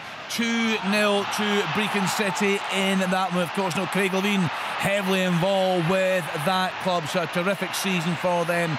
Commiserations to Bucky Thistle. Went right to the final day. Full time scoreline: FC Edinburgh 2, Kelty Hearts 2, Stranraer 3, Elgin City 1 in the Championship. Morton still in the mix of the playoff places. They have beaten Wraith Rovers by 1-0. Rovers reduced to 10 men late in the game there, so still searching for that elusive winner at Celtic Park, Peter. 7 minutes injury time, put on, and it's a corner kick to Celtic, but Motherwell have got an injury at this moment in time. They don't know whether they're going to do it before the corner. I think the manager's Stuart's put the back on that and saying no, he's going to make the substitution. But it's 7 minutes, and I think there's been a couple of injuries since then, so it could be even longer. But it's another opportunity. It's a set play from Celtic. They're making that substitution. Yes, they are. Right, so still time, and you wouldn't bet against Ange Postecoglou's side. The amount of times they've been in this studio and have found a way back into the game, a way to win the game late on. And that's a massive win, sorry, Kenny. Cove, it's all over here at Gayfield, Arbroath 0. Cove Rangers 1. That is massive as they try and keep themselves in the Championship. Yeah, well done to Cove Rangers. They really needed that one today. Well done to Paul Hartley's team. Full-time scoreline, Queen of the South 2, Montrose 3. They were off to a flyer in that game early on. Lots of goals, but it has finished there in that one. It's also finished Hamilton 2, Partick Thistle 2. Chick telling us an absolutely tremendous match there in that game. We thought we had a late winner for the away side, but that goal was chopped off. Any sign of a winner, Alan Preston? Full time. Full time at Tannadice, 2-0. Yeah, great result for Jim Goodwin's side. Yep. Can it be St Johnstone? They've been 5 added on minutes, well into it, I must say, but St Johnstone have piled on the pressure. Marshall's been excellent. Hibs have defended well, and there's a chance for Hibs if they can break it quickly. Here's a real opportunity for them. Oh, it's back. Stephen May runs all the way back to clear it. The Hibs have defended brilliantly. I've got to say, Lee Johnson's men worked their socks off in the second half, been very compact, limited St Johnstone to a few really good chances though, and they've got Marshall to save. Marshall's at fault for the St Johnstone goal, but he's made some excellent saves in this second half. It looks like it'll end 1-1. So it looks like 1-1, but that is good enough for Hibs to get into the top 6. No doubt that had to be very much a requirement for the manager. Full time, Kenny. St Mirren 0, Kilmarnock 2. So as things stand, well, they are actually in. St Mirren are into the top 6. Job done, although they couldn't beat a very, very good Kilmarnock side this afternoon. Well done to Derek McInnes and his team. Looking at the bottom. Hibs are in the top 6. St Johnstone 1, Hibernian 1. Thanks to Alan Preston there. Thanks to Derek Ferguson. So looking at the table, Hibs, St Mirren confirmed the places today. Livingston just miss out by 2 points at the bottom. Ross County 27, Kilmarnock. There's that gap now. Kilmarnock 31, Dundee United 31, St Johnstone on 33 points. Motherwell well clear on 37. As I say, Livy missing out by 2 points. They are in 7th spot. Let's go back to Peter Grant at Celtic Park. Yeah, Celtic have not really got that, as you say, usually lift it and put them under pressure, but to be fair to Motherwell, they've won the ball back. And as I say, Van Veen's been such a threat with just playing on that last shoulder line. It's allowing Motherwell to go up the pitch. And Celtic have just not been themselves today. They've not got that ball in the box early enough, and I think that's credit, as you said earlier on, to Motherwell, the way they've defended at the back. They've kept that concentration level which you do at Celtic Park. Kelly had some fantastic saves. But Motherwell, listen, they'll be absolutely delighted, and Stuart's got his team very, very well organised here, and every man has put his shift in for his teammate. Yeah, I like the way he speaks about the game, Stuart Kethwell. Of course, he was a pundit with us here on Sports. And congratulations to Stirling Albion. They are League 2 champions, finishing 2 games to go. They are 9 points clear of Dumbarton. Dumbarton were well clear for long spells. That's full-time. Inverness, Cali Thistle 1, Dundee 1. Right, so looking at the top of that championship table, Dundee 1 point clear of Queen's Park with 2 games to go. They play each other, Dundee away at Queen's, on the final day of the season there in the championship. As things stand in the playoff spots, Queen's Park, Inverness, Cali Thistle, Partick Thistle, Ayr United 1 point adrift, and Greenock Morton 2 points adrift. At the bottom of the table, Arbroath 33 points, Accies 30, Cove 30, but Accies have played one game more than the other two. So waiting on some full-time scorelines. Airdrie 1, Dunfermline 1, Crystal Palace 0, Everton 0. That big game at the bottom of League One. Peterhead 1, Clyde 1. The late equaliser there for the away side. Looking at the bottom of League One, Peterhead now 5 points adrift of Clyde following that late equaliser. How important will that goal prove to be? Just a minute to go. What, a minute or so to go there at Celtic Park? It's been that. He's been chopping and changing all the time. I'm looking every time he puts his time up. All of a sudden it changes again because there's another injury. Motherwell have done it very well. Have threw two balls on the pitch. Kelly's walked from one side of the pitch to the other. You know, so I don't know if the referee's adding time on. We could go into midnight if that's the case. But at this moment in time, Motherwell are not sitting back. They're still having their breaks away, you know. Yeah, well done to Stuart Ketchwell. This will be a fantastic result for his side. Not a lot to play for in terms of league positions this season, but don't forget, when he went to that job, they were in big trouble. He very quickly turned things around. I remember being at his first game where they beat St Mirren at Fir Party. Some great results after that. It's a sensational result if they hang on for the 1-1. Van Veen, 9 goals in 6 games. I think 1 penalty. And that run, 23 goals for the season. It's absolutely astonishing contribution from him. And big chance. Young Vata again does brilliant. Thinks it to the back post. Starfelt heads it over the top. He's got to hit the target. It's how many teams have got cut points off Celtic at Celtic Park this season? They're in a none. It's an amazing. If they, again, I don't want to preempt it and give it. English kiss of death. English kiss of death, which is a thing, which is an actual thing. Yes, we know this. So I'll shut up because I don't want to ruin it for Motherwell. But this is the discipline of it.